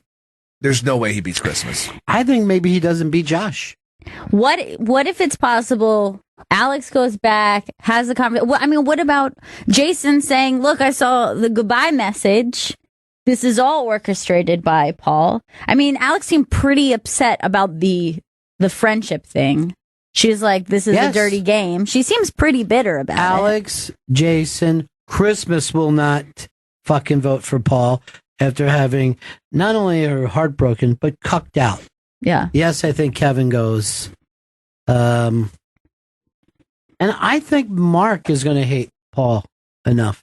Yeah, And that's Elena. possible. I think they're going to know. I think that Josh will say he put me up to it.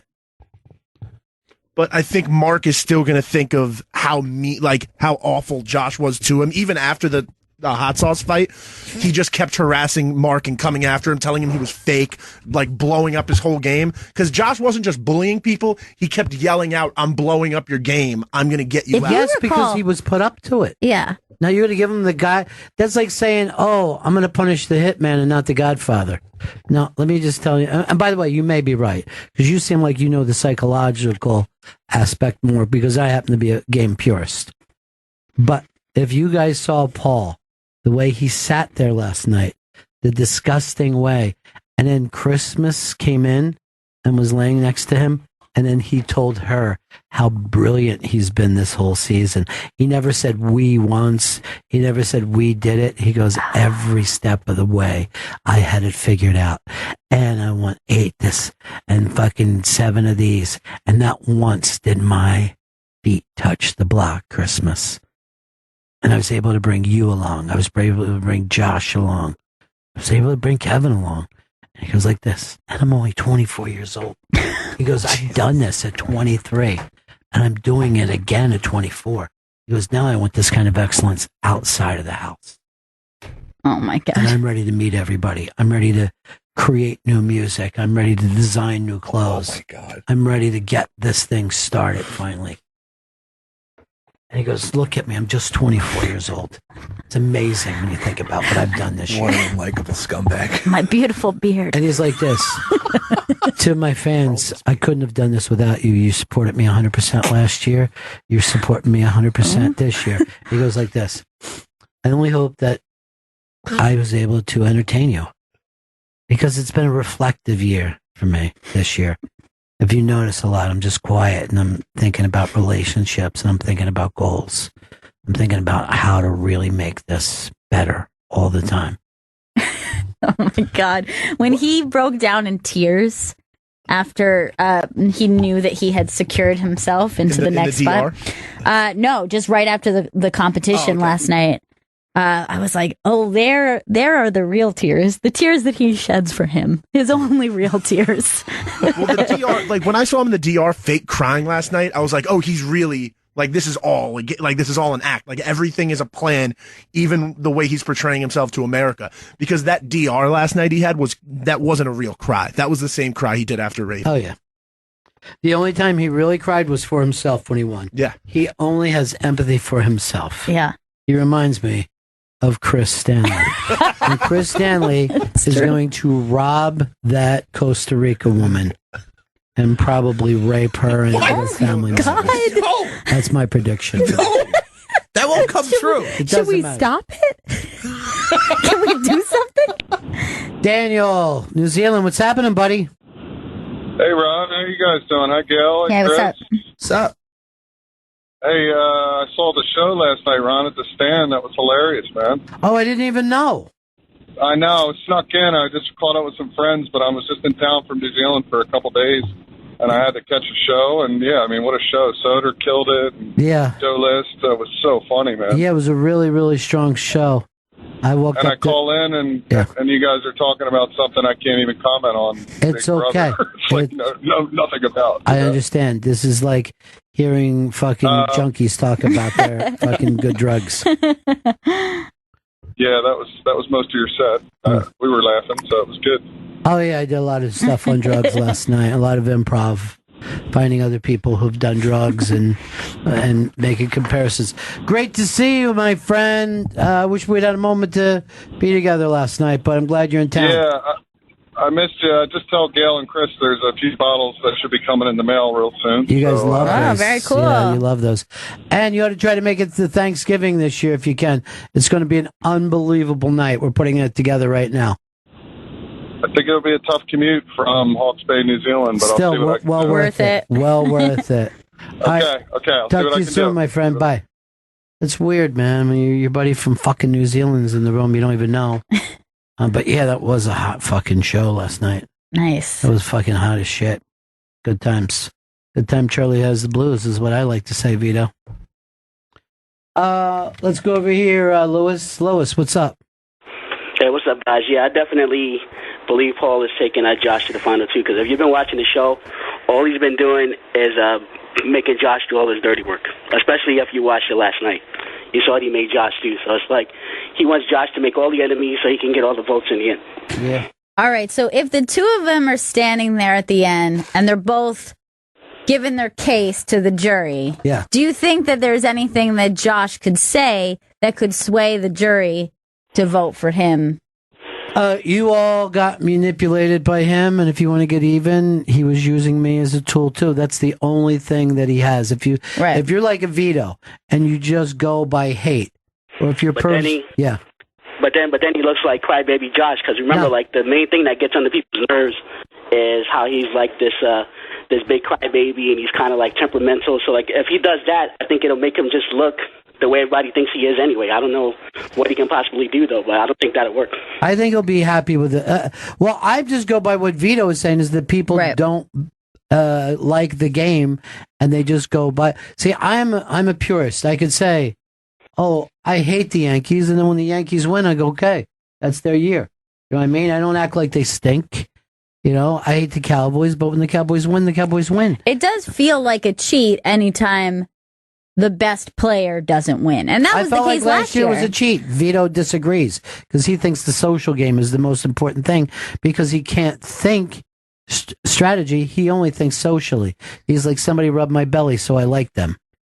Yeah, and I think that the girl last year, she made moves, but like towards the very end, it was just she coasted for She got behind some strong boys, and it felt like a cheat. She was in some important meetings where she threw some names out there. That's nothing compared to what he did last year. Well, yeah, he learned how to play the game, and he really adapted to it. In one season, you saw him go from somebody that I thought was going to be out week 2 or 3 to the guy who should have won the game. So who would you have given it to last year if you were giving a vote? I mean, if it was me giving a vote, I would have given it to Paul, but I understand why Nicole won the game. I don't. I refuse to understand why people don't fucking care about the game the way that it's played. But there are a couple people who I think will be people who only vote personal, and I think Jason is one of them. To me, Jason has already made comments that it looks like...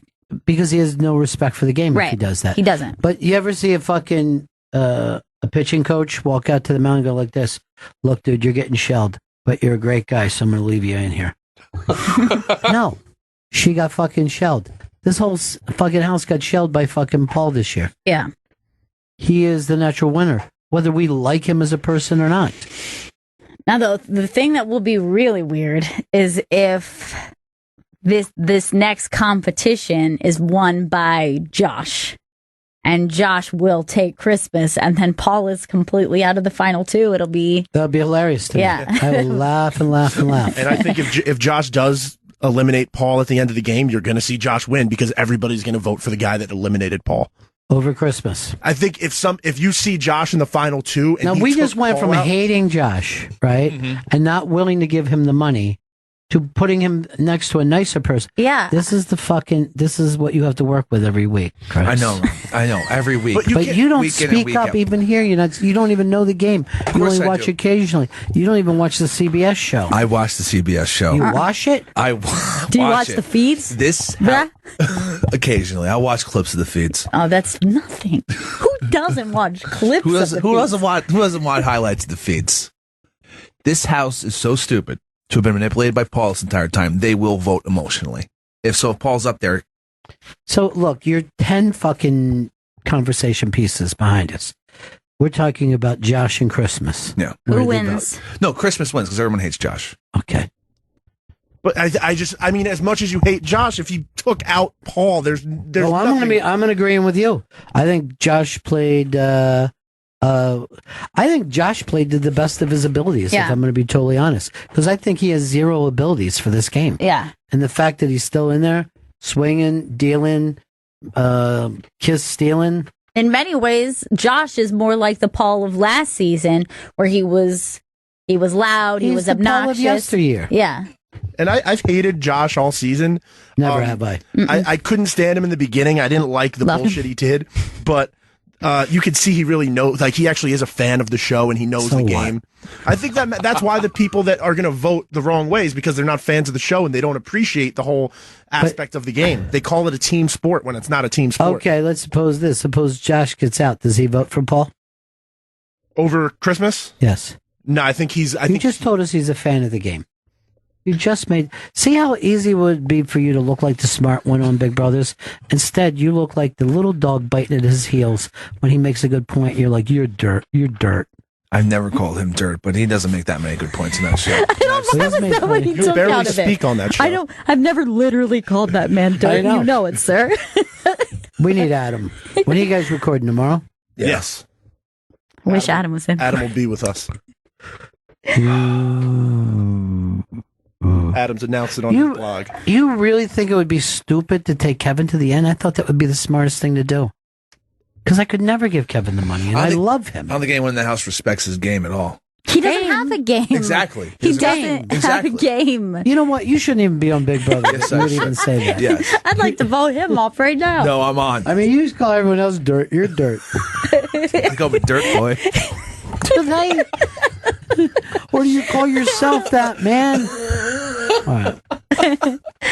It's just been a very weird game in general. Like I cannot believe the amount of people who in a DR go, I went out there, I fought for my team, and they turned on me. It just doesn't make any sense. That's because they were hypnotized. And if Paul wins this season, he becomes the greatest player of all time. Yeah. More than fucking Dan Kiesling. Yeah. I call him Dan Deacon.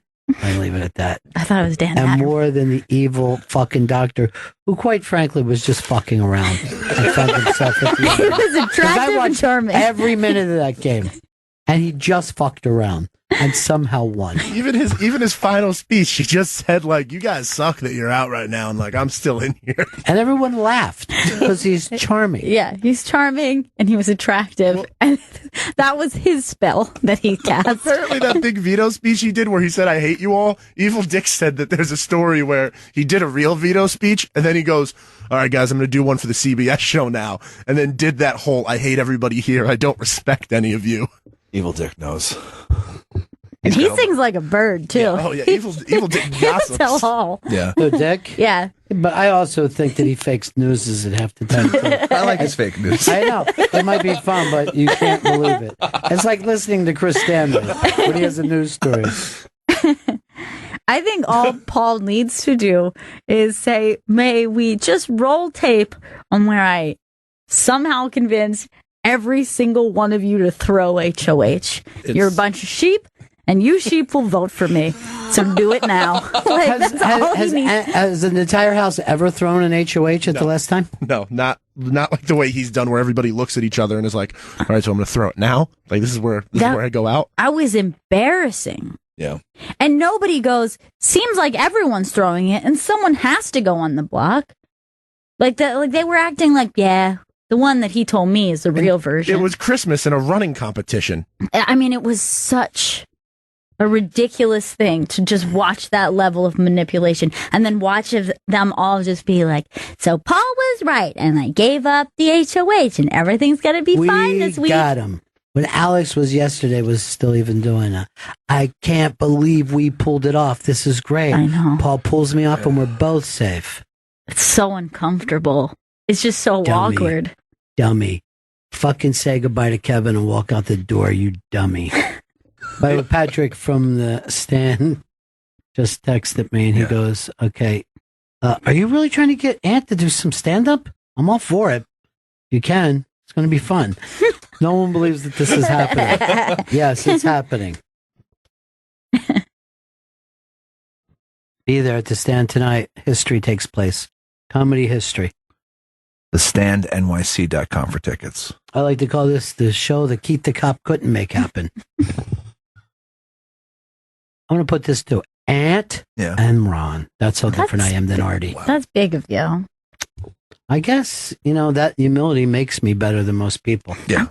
That humility makes me a great person, maybe one of the best of all time. You're going to win the jury vote like this.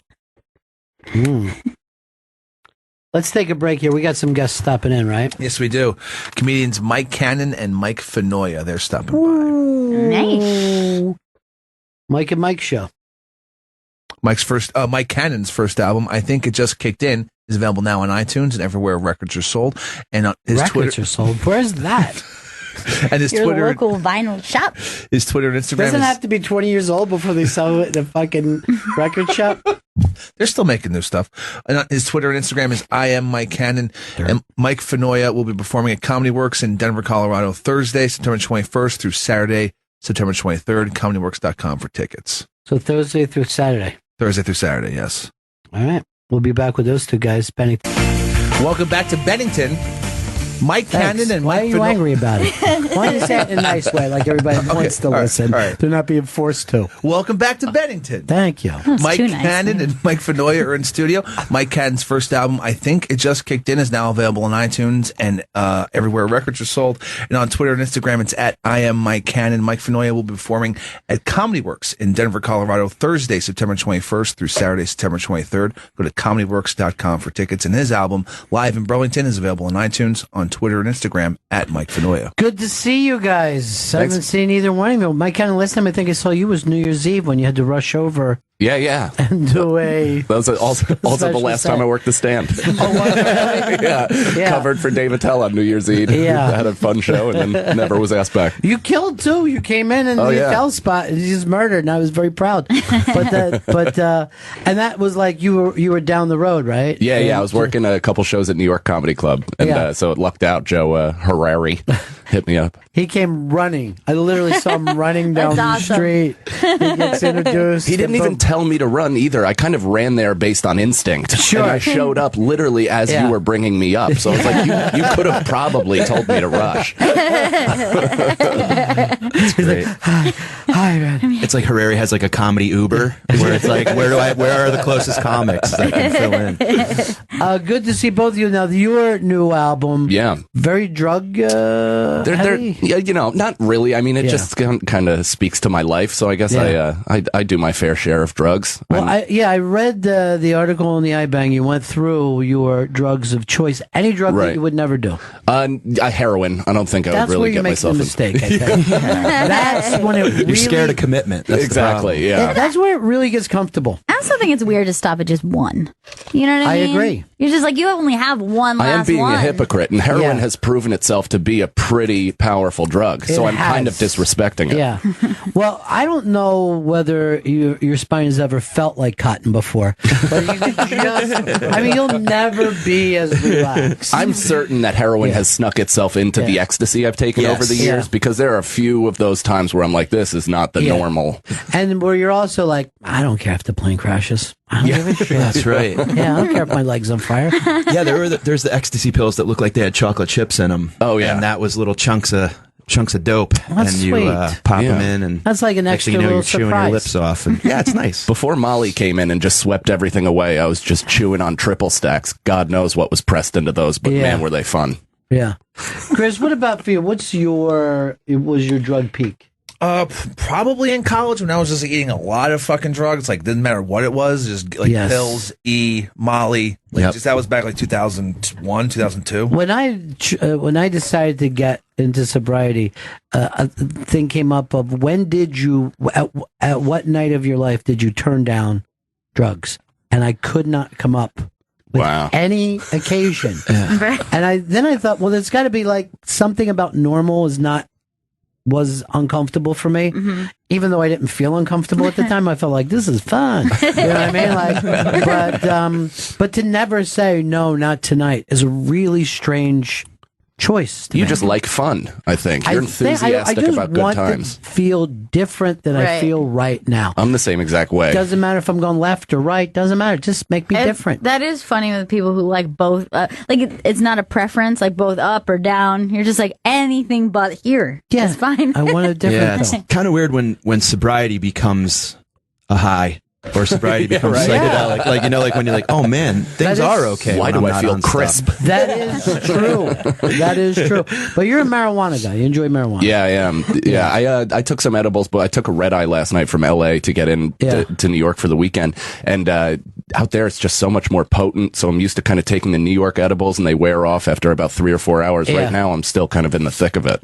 Yeah, but do you great. want to be on a plane like that? That's comfortable? Really? I got to release myself. Like I kind of trust fall into those situations where I'm just like, I have nothing to do with this flight anyway. Right. So if I can just kind of release myself and understand that somebody else is driving this damn thing, then I can have some fun. Which is actually true of every moment of your life. Exactly. You have no control. No matter what. You're on a rock whipping through space. Mm-hmm. What are you upset about? Somebody said something about you on Twitter? What do you care? I think edibles are my no more doing that. I think that's the drug I won't do anymore. I had I had a really bad experience a couple weeks ago on it. I opened up for the Jokers at the Borgata, and a guy had spray, like hash oil spray. Yeah. And I did 7 sprays, and I guess that was probably, 6.5 too many? Yeah, I'd say and so. I started to panic, and we were behind a red rope hanging out, and everyone was looking at us, and I thought everyone was like looking through me to them, and I'm like, who am I really? And like, why? And I sprinted out. Yeah, I freaked out. Does you feel like that when you're sober? What am I doing with these guys? Yeah, right. Why me? And I ran out onto the boardwalk, and I hung out there, which is a weird place to go for solace. Yeah. And then I thought that I was getting fired, and I thought they hated me, and I went back to the hotel, and I like wrote a letter of apology. Oh my God. It was really bad. It was like a really watered down Fear and Loathing moment. And those are Staten Island guys. They wouldn't fire you. They'd have you killed. They don't, because they'll talk. They got a different pink slip. Yeah, I'm just forever in Atlantic City. He's learning about the casino business. We sent him out to Vegas. You don't come to a town like this and talk to Mike Finoia like that. But yeah, when that thing, there's nothing worse. There's nothing less masculine than when you have to flee a room. I went to Rock the Bells the first year it was out when it was like it was Nas, Rage Against the Machine, all these bands. It was incredible, and I went there, and this is in the peak of my hardcore drugs. So I'm doing like key bumps in the porta potties. It's about 106 degrees out, so I'm raising my body temperature while also standing in like the Sahara. Yeah. And I was there for Rage, and I got super close to the stage, and right as they were coming on, I got hit with the worst panic attack ever. So I had to basically fist fight my way out of 60,000 people and then lay down on a hill while the band I paid $250 to see was on, and I'm just like trying to steady my breathing. It was awful. And then you're like, best festival ever. Yeah, right? Yeah. But it is funny that if you get caught in that thing and you're trying to leave, the people feel like you're trying to take advantage of them. Like, no, I'm not moving. I'm going the other way. I'm not pushing past you. It's away from you. But you ever notice that the English never freak out about no room? They'll stand fucking balls to asshole, 80 million of them, and never move all day. That's the English never move. No water, no nothing. Water, no pissing, no food. That's the thing that really freaks me out. Every time I see one of those massive concerts and they're all packed in like that, I just think like, I have to pee. What do I do? Yeah. What do you do? You just drop trow right there and pee? Yeah, You I've done it. You gotta pee down your You leg. guys Yeah, you still, have you to. guys Hope it don't dries squat, quick. but Yeah, I did. for a girl, like you just squat right there. I did You're a like, bunch sorry, of those. everybody. What's happening? Fish did 13 nights at the Garden, and I went to 9 of them, and I'm done with the arena show. I can't. I was panicking. I was like thinking about the Ariana Grande concert where somebody dropped a bag full of bombs and it just exploded, and I'm like pretty high, and I'm looking at the rafters, and I'm like, if I got to get to the roof of this place, like how do I do it? You're just and I'm supposed to enjoy your show. And I can't, but I can't. My anxiety is through the roof. Yeah. My perfect seat right now at a concert. I don't want to be front row anymore. I want the beer and a toilet. Like the closer I am to an exit, the better. I'll skip an encore, beat the traffic. I'm done with the arena. I don't like it. That happened to me at Dunkirk too, because it's so loud and all the guns are going off around you, and I'm like, oh, this is like the perfect opportunity for somebody to walk in, blow this movie theater away, and nobody would even know until it hit them. So I'm just folding in on myself and going through this entire scenario, and would I even be a hero to my wife who's sitting next to me, or would I just use her as some sort of, Well, remember right after Colorado, somebody would come into a movie, the whole fucking place would. Dude, I was not right for a while, and I still kind of have it in my head, especially loud movies, loud action kind of things. But when I went to see, what Batman was that? The third one? Yeah, I don't remember what the name of it was. But the second one? Yeah. Yeah, the third, second one. Right. Darkness Rises. So Why? So when I went to go see that, my boyfriend and I are sitting there, and I didn't really want to do it. I was trying to talk him out of it. Like, man, I don't think, especially this movie, I don't think I could see it in the theater, but I agreed to it. I wish I didn't. And we're sitting there. It's kind of in the back of my mind the whole time. Mm-hmm. And I hear the sound and the light change behind me, and the door opens. And immediately I'm like, why the fuck would anyone come in the middle of this movie? And I turn around to look, and there's a dude just standing there. And I see he has something in his hand. Jeez. And I'm freaking out. I'm hitting my boyfriend. What the fuck is that? He's like, I don't know what the fuck that is. We're freaking out. It's the fucking janitor standing there with the broom. Why the fuck would he do that? Why the fuck would he do that? Might as well have been the Grim Reaper. They wait for 3 minutes left, and they come in and clean the place as soon as the movie's over. That's happened since the beginning of film. It's like the guy with the Jimmy Fun cup freaks you out. What the fuck, dude? Chris, little plugs every once in a while, because these guys are great. Mike Cannon and Mike Finoia are in studio. Mike Cannon's first album, I Think It Just Kicked In, is available now on iTunes. And Mike Finoia will be performing at Comedy Works in Denver, Colorado, Thursday, September 21st through Saturday, September 23rd. Go to comedyworks.com for tickets. Come out with hash oil. He'll sit there and enjoy it with you and head on stage. Yeah, you go on stage, Shai? No. Yeah. No, I used to, starting out, I would drink a bunch before going up, but not anymore. Yeah. Not anymore. I have a beer, like, just a lot casually. Of comedians go up high. No. Yeah. I can't do it. That's just, I did one time on the road with Okerson. I got way too stoned, and it was just, I mean, it took away all of my instinct, and it took away all of my, like, kind of calling an audible up there kind of thing. I just was very like, and then I would tell a joke, and then I'd go, like, turn the page. There's nothing worse. Just peanut butter gums into the mic. Every now and then I go, yeah. That was it. I don't like it. I don't like it at all. If you're just off by a beat, it changes everything, Just a beat. Yeah. I don't like it. My favorite is watching comics that decide to go on stage high, trying to prove to the audience that they're not high. Yes. Because it never works. The only thing that works is embracing it and kind of going off on weird tangents. But, like, I have a buddy, Brendan Sagalow. He legitimately, I've never seen somebody walk through quicksand more apparently on stage, and he was just, like, second guessing every decision. He's like, oh, did you guys not like that? All right, let me restart. My name? So brutal. And you know what else the thing is, too, is, like, I don't know if you get this, where it's like you're doing multiple shows in a night, or you're doing like 5 shows on a weekend, and I don't like to tell the same set in order all the time. I like to mix it up, and I sometimes will forget, like, did I do this joke already? Yeah. And when you're stoned, you can't get in your own head, because that's a cave you can't crawl out of. And then it's like mid setup, you just go, and then just stop and be like, how about a hand for the staff? And then, like, reset. So yeah, I don't like doing that at all. Mike Cannon's Field Guide to Doing Drugs is up on the iBang. You can get a little taste of how he feels that. But you come from the kind of Adderall generation anyway. Yeah, right? a little bit. I was prescribed. I mean, I did it in college to help me get through some exams and stuff like that, and research papers, and mostly recreationally, to be honest. I was just hardcore, just chopping up rails and going crazy. And then when I got out of college, I didn't take it for a year. Then I saw a psychiatrist that I heard was pretty malleable. And I walked in, basically told him what I took in college, never presented any type of prescription or anything like that. And he's like, what'd you take? I was like, 20 milligram instance every day. He's like, wish everybody was as easy as you. And I was like, I wish everybody was as easy as you. This is fantastic. Yeah, Sent me out of there with 90 hardcore narcotic pills. Wow. That's, and people wonder why, why, like, the fucking street dealer is bad, but that dude is okay. Right. Speed. Well, an It's Adderall just is the devil. It is. It's like my least favorite drug that I've ever taken. And I was actually on, a regular dose. So by the end of the weekend, I would spiral into the darkest depression ever because I was spiked so high all There's week. always a receipt, right? No matter what you do in life, just even having a good day sober means you have a receipt. Yeah. Like people are like, why are comedians depressed? I'm like, they're laughing with each other for fucking 8 hours.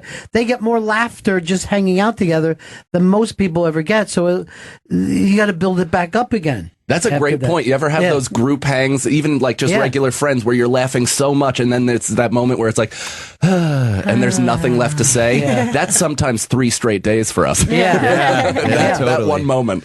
I moved into an apartment by myself now. I have a 1-bedroom in Astoria, and I have to really get myself out of the house. Like if I don't have to leave, I'm not leaving until I am positive I'm going to hang out with other comics. I really don't. Out on the street. I don't know what the hell it is. It's just I love being either by myself or with my people. I get that as well. You know what I mean? I don't want to be anywhere. If I can be just like a different underground tunnel where I could just get directly to here, directly to the clubs, and I know I'm going to get what to. you want is your own subway car. I do. That's all I want. I'll even crank it. I'll even do the. Let's plug one more time here, Chris, because it seems like you're not into these guys. Oh, I'm very much. Mike Cannon and Mike Finoia. They're in studio. Mike Cannon's first album, I think it just kicked in, is now available on iTunes, on Twitter and Instagram. It's at I am Mike Cannon. Mike Finoia will be performing at Comedy Works in Denver, Colorado, Thursday, September 21st through Saturday, September 23rd. ComedyWorks.com for tickets. And Mike Finoia's album, Live in Burlington, is available now on iTunes. Now, I know you guys dig music. Yep. So I got a couple of millennials, and we got into this conversation yesterday, and then I go, wait, hold it for the air.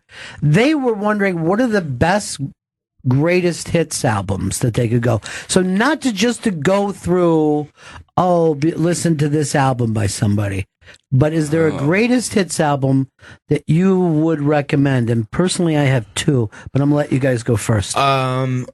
Would you count 1967 to 1970, the Beatles, as a greatest hits album? That's the Blue album. Yeah, I was telling these guys that if you grew up in the 70s, you grew up with that album. Yeah, as well as all the other Beatles albums. But when you went to a party, that's the album that was playing, and it's kind of forgotten. But the Red album and the Blue album, I bet, were some of the biggest selling albums of the 1970s. Yeah. And the Red album was just all the early Beatles hits, and the Blue album was the other ones. Now, to me, the Beatles are an album band, though, so I would recommend albums. Right? What about for you, Mike? I'm probably going to get scorched for this, but I'm a huge Green Day fan, like nostalgia and their music. And one song in particular that was never out on an album but came out on their best of is JAR, and it was on the soundtrack to the movie Angus. Have you guys ever seen that? And that's a great soundtrack too. It's a great soundtrack. It's a great movie, and that song, it just makes that best of album one of my favorites ever. Green Day is an interesting band because I loved the hell out of that band when I was a kid, and I have little cousins who love the hell out of them now. Like, I can't believe they stuck around that way. I can't stand Green Day, but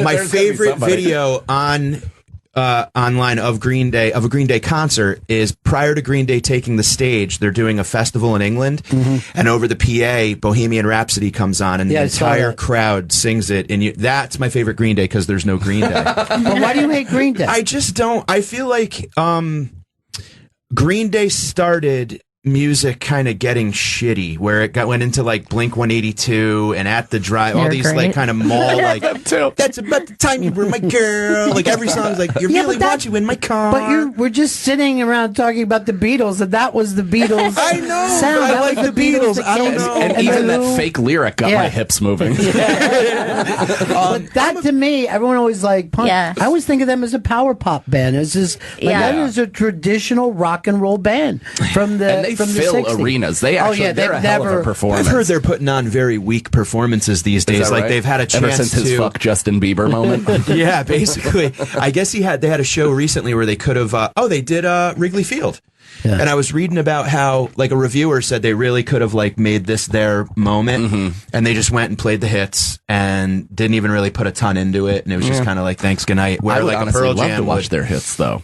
If I were to see, I just want to see him do the. I'm seeing Paul McCartney on Sunday at MSG, and I plan on taking mushrooms to watch it. And from what I've seen from his set list, it's like he finally figured out why people are going to see him, and he's playing all the hits. Yeah, he's giving them all the hits. He's giving them everything. I'm not saying I want to see B-side Green Day. I'm just saying from what I heard.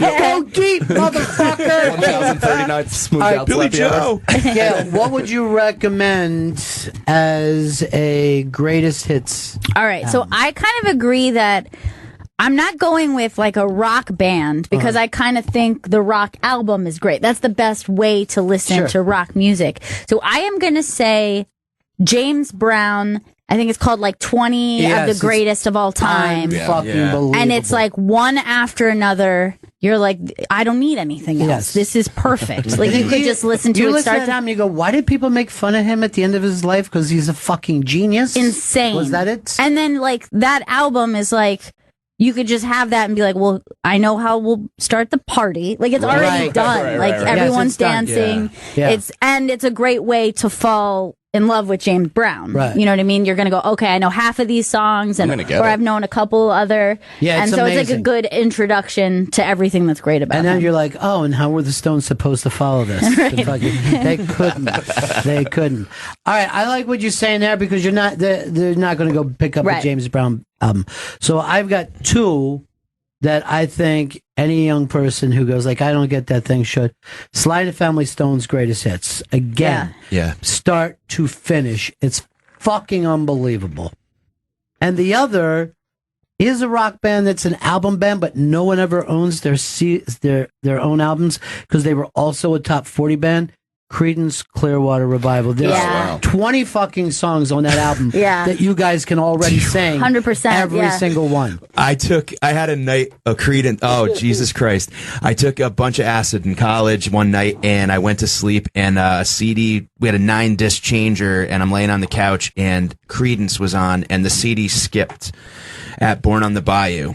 And it was like, Born on, over and over. And I was laying there tripping, laughing and hating it all at the same time. And I got Fogarty shakes. I got like PTSD from that. But that's a fantastic album. I would put Decade, Allman Brothers Band, as a great I would greatest agree, hits. except for I'd give them the Fillmore East album instead. I say Here They Are Live. Yep, or Eat a Peach maybe. But yeah, to me, if you have an album that you're like, you need to listen to all the cuts of this album, give them that. But you look over at them, they only know singles. I'm talking about Vito and Jen. I don't think that they really know Vito was trying to get me on this thing, and I'm like, oh, yeah, there's a lot of fucking Jimmy Iovine's thing. And he's going, you can make up your own playlist. I go, why would I want my own playlist? I got every album in the fucking world here. He's going, yeah, but then you can hear it the way you want to. I go, I want to fucking hear the album. It's just not in my head. Yeah. Like, at no time when I was younger would somebody pick up the needle and go to the third song. You're listening to the album. That's right. Or you're not listening to the They're from the now that's what I call music generation. I grew up more in like going on iTunes and just selecting whatever track you wanted to buy. Yes, we fucking know. That's what I said. That's literally what I said. I'm not saying you're a bad person. Okay. I'm saying you don't know anything but what certain hits are. And I'm trying to present to you, right? Instead of trying to get you to listen to an album, which you wouldn't do. I'm trying to present it to you for a way that your tiny little fucking brain can handle. But people say, like, why can't people sit down? I'm watching the Eagles game the other day, and I still was like, I want to fucking go to the red zone. Even though it's my fucking team playing, I'm like, come on. Fucking do another play. I need stimulation. Yeah, and I didn't grow up that way. I can't imagine if you're a fucking child now. If you've never lived any other way. Yeah. Yeah, it's crazy. But I'm like, I'm forcing myself to know you're not fucking turning to the red zone. You're watching your team, and they're winning. I took the Trinity off my phone, the Twitter, Facebook, Instagram. I took it off. Oh, I lasted a week. And I was like, I'm like, what do I do? Like, and I was just looking for, my thumb needed a thing to hit. and I put them back on. Fidget spinner, bro. I know. Need a fidgy. What about Legend? What about Bob Marley? That's a fucking great one. That's maybe one of the best of all time. That's a fucking great call. That was like BMG or Columbia House. You remember when like the back of the Sunday paper? Oh yeah. When you would like make your dog an account, and it was like 12 CDs for a penny or whatever, and you had to tape a penny to the piece of paper and mail it. Do you remember that? I kind of remember the mail-in. Well, first of all, by the time you came along, I was my credit was wrecked by that. I was literally using neighbors' names. We go, no, that's not us. You must be off by a fucking. My dad's like, where'd you get all these albums? I give them out for a penny. Sunday paper. Yeah, that's it. Those were the best. But Jen says that she loves reggae, but does she know that album? She knows this. She knows reggae tinged music. Yeah. Are you familiar with Bob Marley? Yes, of course. My family listens. Oh, that's right. Your parents play because they're from Trinidad, so they actually smoke giant fucking joints. Roll on that spliff. Comb their hair. So that's the way you were introduced through reggae. Yeah. Oh, that's good. Parents, yeah. I just watched the Marley documentary 2 nights ago. Do you know he was 36 years old when he died? The shit he accomplished. He also looked terrible. Well, yeah, he went from dreads to cancer head. But I put him up there with like Jesus and Buddha and like as like those people that. So did he? It's just like internet. He was the original Everybody Steve knows Jobs. Marley. Yeah. You're just like, why can't you be in a band, dude? Why do you have to fucking now want to run the government? Right. But could you imagine? Like people were like very serious. Like, yeah, he should be taking over. Yeah. And I think he's living in Paris with Morrison. here's the other weird thing that a lot of people don't know. Before he hit, he was working at a fucking car plant in Maryland. No, it was in Wilmington, Delaware. Wilmington, Delaware. And it's just hard to think of him like weird with a little fucking card, like checking in. We don't break yet. I'm making Carboy. No, you're not an album guy, really, are you? I'm here and there. I mean, you say you like Fish. You didn't go one of the shows since you went to 9 of them. No. And you haven't gone to a Fish show since I've known you. I've been to one. I think the last Fish show was like 8 years ago. Those are fun though. Yeah. I've only listened to them once, and it was at a Fish show on New Year's Day.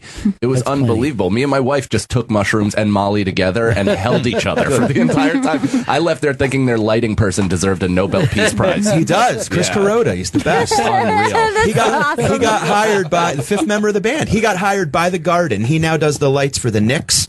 He does the lights for those are weird Ranger now. games. Yeah, He's lights. all. Yeah. Like, can we just a bunch of cold Canucks like tripping out to the light They show. have to make during a something hat trick. interesting during Knicks games. People ask me like to bring them to a show. I want to come see a Fish show with you, and I'm like, no. That would be like I've never watched one episode of Game of Thrones. Right? If I sat with you in season 4, episode 8, and a character from the first season came back and you lost your shit, I'd be like, I don't care. Right. That'd be like Fish playing like one of their older tunes. I have to now explain to you. But I was feeling it, man. But this is why it's such a great analogy, because Fish is as dumb as Game of Thrones. It really is. It's 100%. But it's my dumb Game You of Thrones. actually made me understand Fish now because I watched Game of Thrones. I was like, oh, maybe it is good. Yeah. It's a bunch of mythical Is there bullshit. dragons in it? It's bad writing and tits. I really would feel like I was sitting on an uncomfortable chair during that entire show. All right, Chris Stanley, what is a greatest hits album that you would recommend to people? Queen, greatest hits. Yeah. Good one. I grew up on that Yeah, one. I think that is good because that was also more of a singles band than they were. Like, there's certain bands that were album bands, but there's certain bands that are like, we've got 3 songs that that you're gonna love, and then some songs in between. And I put Queen that way. I think a good greatest hits album too could be like kind of a sample of it gets you into the band where you then go find the albums. Do you know what I mean? So like Changes Bowie is a good one. Well, it just broke my heart, but okay. Well, I'm saying, I mean, it's not, but that for me was like, oh, I like early Bowie better than 80s Bowie. So that sent me more towards, the earlier albums. Yeah. And Then you want to pick up Hunky Dory and and Low and Ziggy and stuff like that. So that's kind of what got me. I like that as kind of like now I want to go mine. Right, it's a good point. Yeah. But I don't know if I can make it through an entire Queen before I'm just like, okay. We get it. I'll ride it. Fucking head hurts now. All right, you want to ride your bicycle? Stop it, motherfucker. Go to Broadway with that shit. We're having a good time. Having a good time. You just want to choreograph a dance to that. Yes. All right, you want to ride your bicycle. Started waving. You see what we're saying to you, Vito? You see what we're saying now? Yeah. Today's music sucks. Yeah. I don't think I think there's some good people today. Like there's some albums I like in today, but I do have a best of album that I really like. Well, that's why we're here. The fact that you have friends means nothing to me. Just try to push this conversation along. Beastie Boys Solid Gold Hits, because you see you see how different the band is throughout their Yeah, why don't you see how different the band is though through their albums? Yeah. You know what I mean? Like that I think is a band that you don't appreciate for just hits. Right. You know? Right. Well, yeah, I mean, I just think it's a good... I mean, there's songs that aren't on the album that I wish were, but I think it's a good example of the band. If you want to show it to somebody who's never heard the Beastie Boys, like, you want to get into them, check this out. I think it's like there's certain bands that you want to follow the trajectory of what they did. Yeah. You know what I mean? Because it is crazy It's that crazy, yeah. they got to stick around. Because those early albums are so fun and youthful, and then Yeah. the fact that they got to continue to make music and be smart and cool is Who does awesome. that remind you of? The Beatles. That's literally the Beatles fucking move. Kanye is kind of similar to that too. A lot of his early albums had like an arc to it, where he even said that on some documentary where he was like, this plays like a Broadway play, like it's got an arc. And then if you threw in some of the new stuff like Black Skinhead just in the middle of that shit, you'd be like, what the fuck is happening? Where's the sound coming I'm more from? in the Kanye for the pants that he's designed. Me too. A lot of the Loose but Star tight. Wars, a lot of Star Wars gear. I'm forcing myself to try to listen to new bands and try to like get out of my pocket of, you know. It's hard. I started listening to Run the Jewels. You know, that's great. Yeah. Love them. Intelligent Killer rap. Mike. Yeah. It kind of reminded me of like early Eminem, but like with a little more depth to it. And I really enjoyed that. And that's something I'm trying to. And Sturgill Simpson is somebody He's that great. I really love now. Only too. he's a country guy who trips. Yeah. So wow. Turtles Yeah. All the Way Down is a phenomenal song, and it's all. But there's a whole verse about like psilocybin and DMT and all these other man. great. Yeah, it's pretty great. I'm with you, bro. Anything for psychedelics. Yeah. But that is like that's a strange, like that whole thing that country now does acid is I never saw that coming. Democratic country fans. Yeah. Yeah. I forget music exists a lot because of podcasting and because of talk radio and how much I hate to be alone in my own thoughts and like distraction. I sometimes go full months, 2 months, 3 months without listening to songs, and then something will pop on at the gym and I'm like, oh, I forgot I love this. I love music in general. I totally forgot about By that. the way, I would actually say that there's a lot of anxiety in the world because we don't listen to music as much. I couldn't agree more. I leave music on when I know I'm coming back into a room, so I come into music playing. Like I can't not have music at all. Like I need to be listening to music constantly. But I think that, you know, listening to music while you're going through the news is not the same thing as listening to music. You know what I mean? Right. Just put some fucking music on and listen to it. And it'll chill your shit out. It fucking feeds your soul, whether you want it to or not. Now, I don't know whether you want, you know, I'm not saying all bands are that, you know, but something that you connect with can do it for you. All right, I got another one for you. It just popped in my head. And I'm going to say this. Everyone is going to agree with this one. Endless Summer. The Beach Boys. It's a great one. Yeah. That That's a fucking great thing one. has got every Beach Boys song Yep. you could possibly So good. fucking want. I'm trying to think of the ones that I always would. I mean, Billy Joel's Greatest Hits was great, but that's another. He's an album, Yeah, he's an album guy. and even Seeger's is great too. But Well, if you like somebody, by the time you get it all together, I'm sure, you know, you're going to like their greatest hits package. But I remember, well, here's an interesting thing. Probably the biggest album of all time, even bigger than Thriller by Michael Jackson, the biggest selling album, is a greatest hits package. What's that, Prince? wait. And the band, I believe, only put out 4 albums when they put out their greatest hits album. I'm really confused. 4. All right. So it's When we come back, I'll let you know. Okay, I have a guess, but I can't remember the name of the album. But I can tell you the band, and I can describe what the cover looks like. Okay. Is it the Rolling Stones album with the heads like this? It is not. Oh, you're thinking of What's the one with the heads? Like each of the silhouette of their 40 heads. Licks? Like that's a don't know. greatest hit, I think. Is that Oh, Hot yeah. Licks? I forget the 40 name Licks? of that album. Something Licks. Yeah. I can't remember what it is. But We is could it actually go into Stones when it comes for greatest live album of all time. That'll be the next conversation. Let's do this again once a week. We'll just Get your be the yayas greatest. out. Yeah. What an incredible album. Yeah. So no one has the answer to this. They've only put 4 albums out before. When it happened. Yeah. So And their 5th then- album was a greatest And hits. then here's the interesting thing. I think it was probably 4 albums. It might have been 5. But then their next album was the biggest album of their career after the greatest hits. Better selling than Thriller. Yes, people. So this has to be a massive band. People all argue about what is a bigger selling album, Thriller or this album. This is a rock This album? is going to be one of those like. I feel dumb. No, it's couldn't have less. Yeah, of a this is clue. going to be one of those Well, I'll like. say when you're this: you would staring at hear a- it on rock stations. I want to say like an Aerosmith or something like that, but that's not. Look, Chris is just sitting there pretending that he's thinking, but I know for a fact that he's not. I know. He was like this. He goes, all right, I'm going to go to the phones and I'll give out a prize. Okay. If All you're right. correct. Dave in Columbus.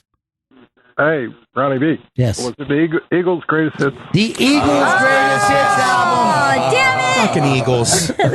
I hate the Eagles. Ah, the Eagles. The Eagles. The Philadelphia The Eagles. Yeah, that album, they had only put out like 4 albums. One of the albums, Desperado, was actually a flop. And then this album came out and just fucking sold and sold and sold. And then Hotel California, they put out the following year. Wow. Wow, So so the they're song greatest Hotel California Is not doesn't on the greatest include. hits. Oh my gosh, that's really yeah, nuts. that's kind of wild, right? Wow. Holy cow. Which probably forces people to buy both albums, which kept those guys incredibly rich Yeah. forever. And then they're like, let's be mean to the other guys in the band. Did you ever see that documentary? Yeah. It's unfucking It believable. is crazy. The Yeah. thing could just be called a bunch of assholes. Yeah. It's Yep. so Yep. fucking great. It's wild. Tom Petty's greatest hits is another pretty great one. You know, Tom Petty, as popular and as big as he is still probably the most underrated Right. fucking songwriter in history. So good. I like Even though listening everything to is giant. Traveling Wilburys. I listen Sure. to them all the time. My dad got me into them. One of the few positive things he left. Sirius XM. Sad. Sirius XM has the Beatles channel now, and I am loving it. I'm Yeah. listening to it all the time. Labor Day weekend, they did the top 100 Beatles songs as voted by like the fans, whatever. And the thing I like about it is they have like little tidbits about each song, like the story behind the lyrics. Like "Got to Get You Into My Life." Yeah, it's all about weed. That's Paul McCartney writing about pot. And Your Bird Can Sing was about Mick Jagger bragging about Marianne Faithfull. Yeah. That's so cool. I love that stuff. Where Yeah, it's me like too. I'm a big fan of that. I also like they'll bring in rock stars to talk about and play their own stuff. So you hear like Billy Joel, like "This Is the Day," like all those dudes. I know all the classic rock guys who come in here. That's He awesome. goes, I was watching a show one night, and I'm like, here comes the Sullivan story. Every kid who saw it was like, we're starting a fucking band tomorrow, and we're not cutting our hair. Like, there's nothing we could possibly do today that could be that mass touching everyone. And to just affect an entire generation. Right.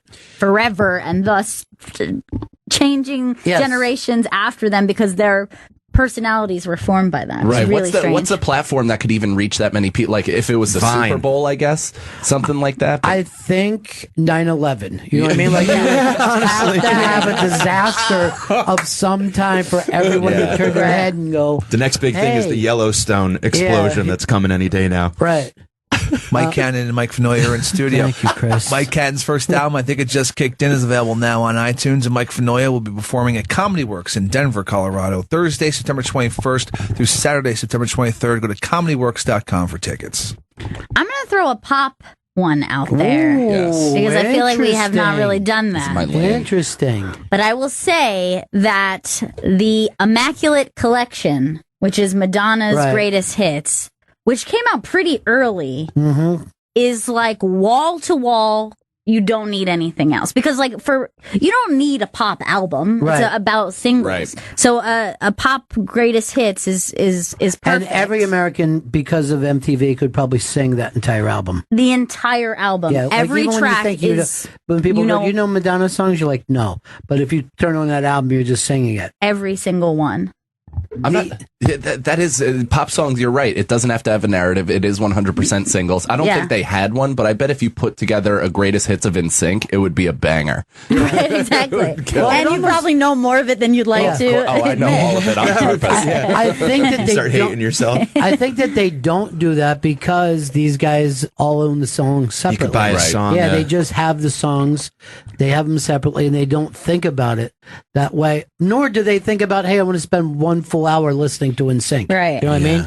They just want that one song in the middle. The somewhere. last 2 Beyonce albums, though, are albums, which is kind of weird. It's very rare for a pop singer to have like a full narrative. Yeah, But concept. her last 2 were like actual front to back great albums. Because she's different. Yeah. She's not showing a trend that's happening. She's just like a freak of nature. She is. You know? Also amazing that she doesn't have to have any pre-promotion to launch that and immediately sell millions. Jay-Z had ads going for 2-3 weeks before his album dropped, and his wife is just in a minute. By the way, an album. And then it's just huge. Beyonce is the Louis C.K. of pop music. But I did something in secret, and now I'm going to get like Louis C.K. going. No one knows this, but I shot a movie with John Malkovich, and I'm releasing it tomorrow. How the fuck has that happened in history? Has Unbelievable. anyone Yeah, it's crazy. done that? Certainly not in social media times because so many things leak. How did shots of the set get out? Like, how did nobody know about that? And I thought it was crazy when he did the TV show, the fucking Horace and Pete. Yeah. And then to go around and go, I'm like, how could this happen? And then to do it with a movie, and it shows up in Toronto, and no one knows till the day before. Yeah. And it's not like the spotlight isn't on him. Right. The people Well, are I talking wonder about him. I mean, the one thing I can think is like he's doing everything with his own money. Right. So I wonder if that has some. He's like bought anonymity. You know, Right. like he doesn't Right. have a you can't track the Miramax or dollars. whatever behind them. Like, well, we have to do promotion. We have to do. He could just do and then be like, well, here it is. Yes. And, hopefully I make my money back, which he Isn't knows he will. Yeah, but isn't it weird that Spielberg doesn't spend his own money? And he's like, I can't get a movie made these days. Like, dude, you got $1 billion fucking dollars. What if you use some of that? He's like, I made E.T., now I can't make shit. That's a great point. They were actually saying, like, him and George Lucas were sitting at a talk saying, no one wants us. No one wants to make a Spielberg or a George Lucas movie. And then you hear in the back couple going, tell me about it, sister. Like, no, you are still alive. I forgot that. Hey, Gary in Florida. What's up, buddy? Yeah, I was just thinking that Motown puts out greatest hits albums, but you don't hear really Temptations' greatest hits or any of their artists. Yeah, Motown does those compilation albums, and they're just fucking unbelievable. Yeah. Philly International also did one of like 70s soul that is just fucking great. You're just like, this all happened at this one spot. That's how they did that then? They just kept having great people. But those Motown records, I don't give a fuck who you are. You're like, I know all the Motown records. Mm-hmm. I don't give a shit who you are on this planet. There's kids in fucking Russia who are like, bum, bum, bum, bum, bum, bum. And they don't know they know the song. Yeah. But they do. In the 1960s, America had two things. We had Motown and we had NASA.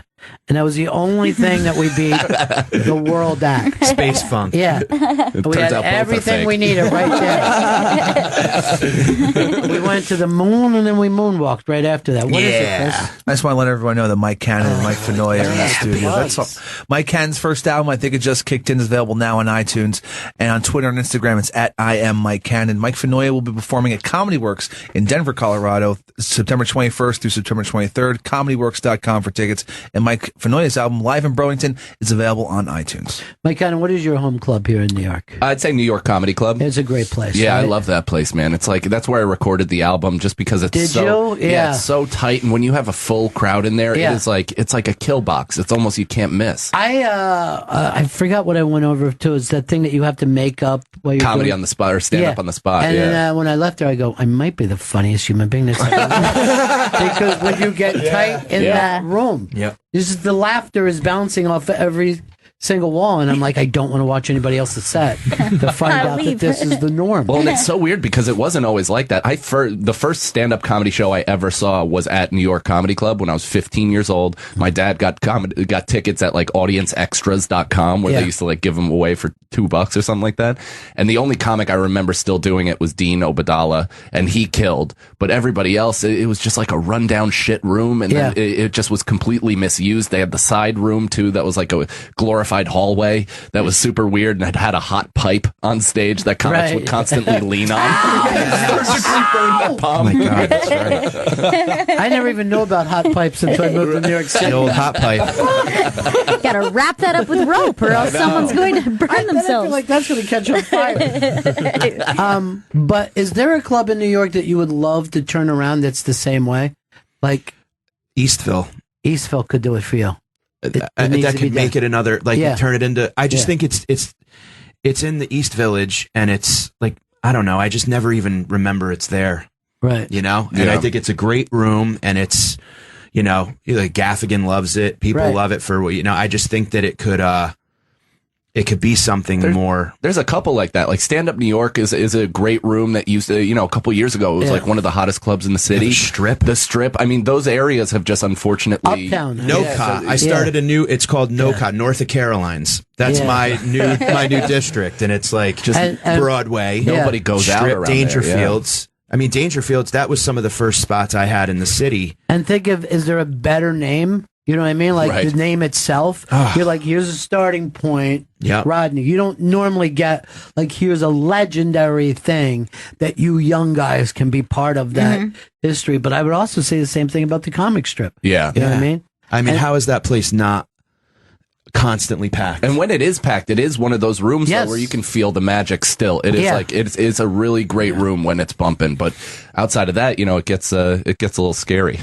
Yeah, but it just seems like you got to get one person can turn that kind of shit around. Somebody. Well, Jerry might be doing that, right? Yeah. With the Netflix special. Well, that is interesting. If people go, I want to, because look at the Cellar had a lot to do with Louis' opening. Yeah. Not even Louis' show or Louis' Just the opening. Because I'll go to the place from the TV show. Yep. And I know I've been out the cities. I'm like, let's go to that place from the TV show. Right. You know what I mean? We're not going to be here long. Let's go to the place where the TV you hear show it. was. You hear it all night when people walk by. Yeah. Like, oh, it's Louis' Club.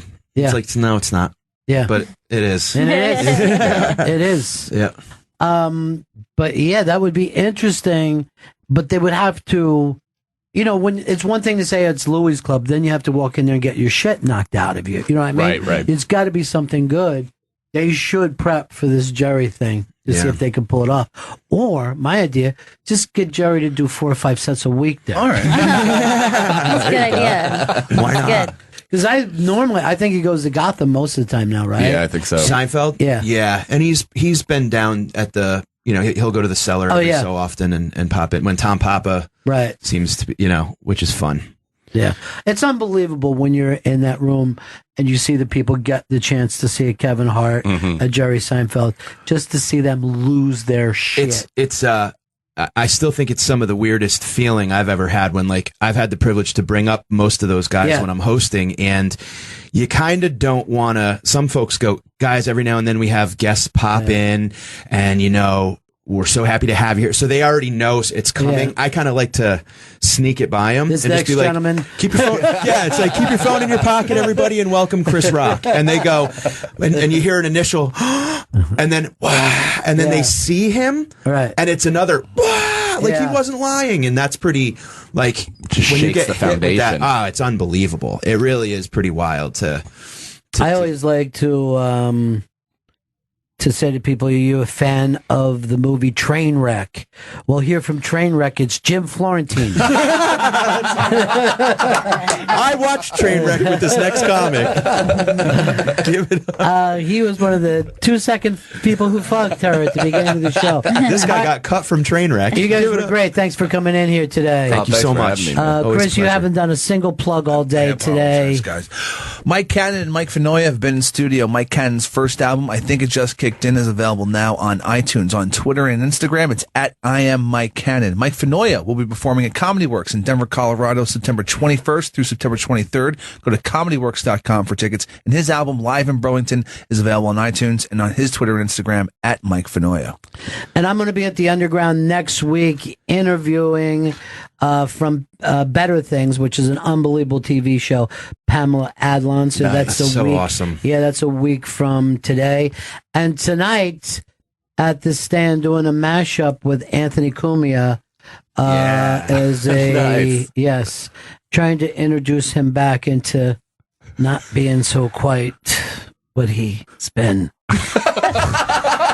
He put out one of the funniest tweets yesterday. It was like, now go get your pine box after Billy Bats died. He said, that's really go get your sad, pine though. box. I loved it. He's gone. All right. See you guys again in 1974. Ladies and gentlemen, the evening is over. We hope you all enjoyed yourselves, and we'll see you all again in 1974. Good evening!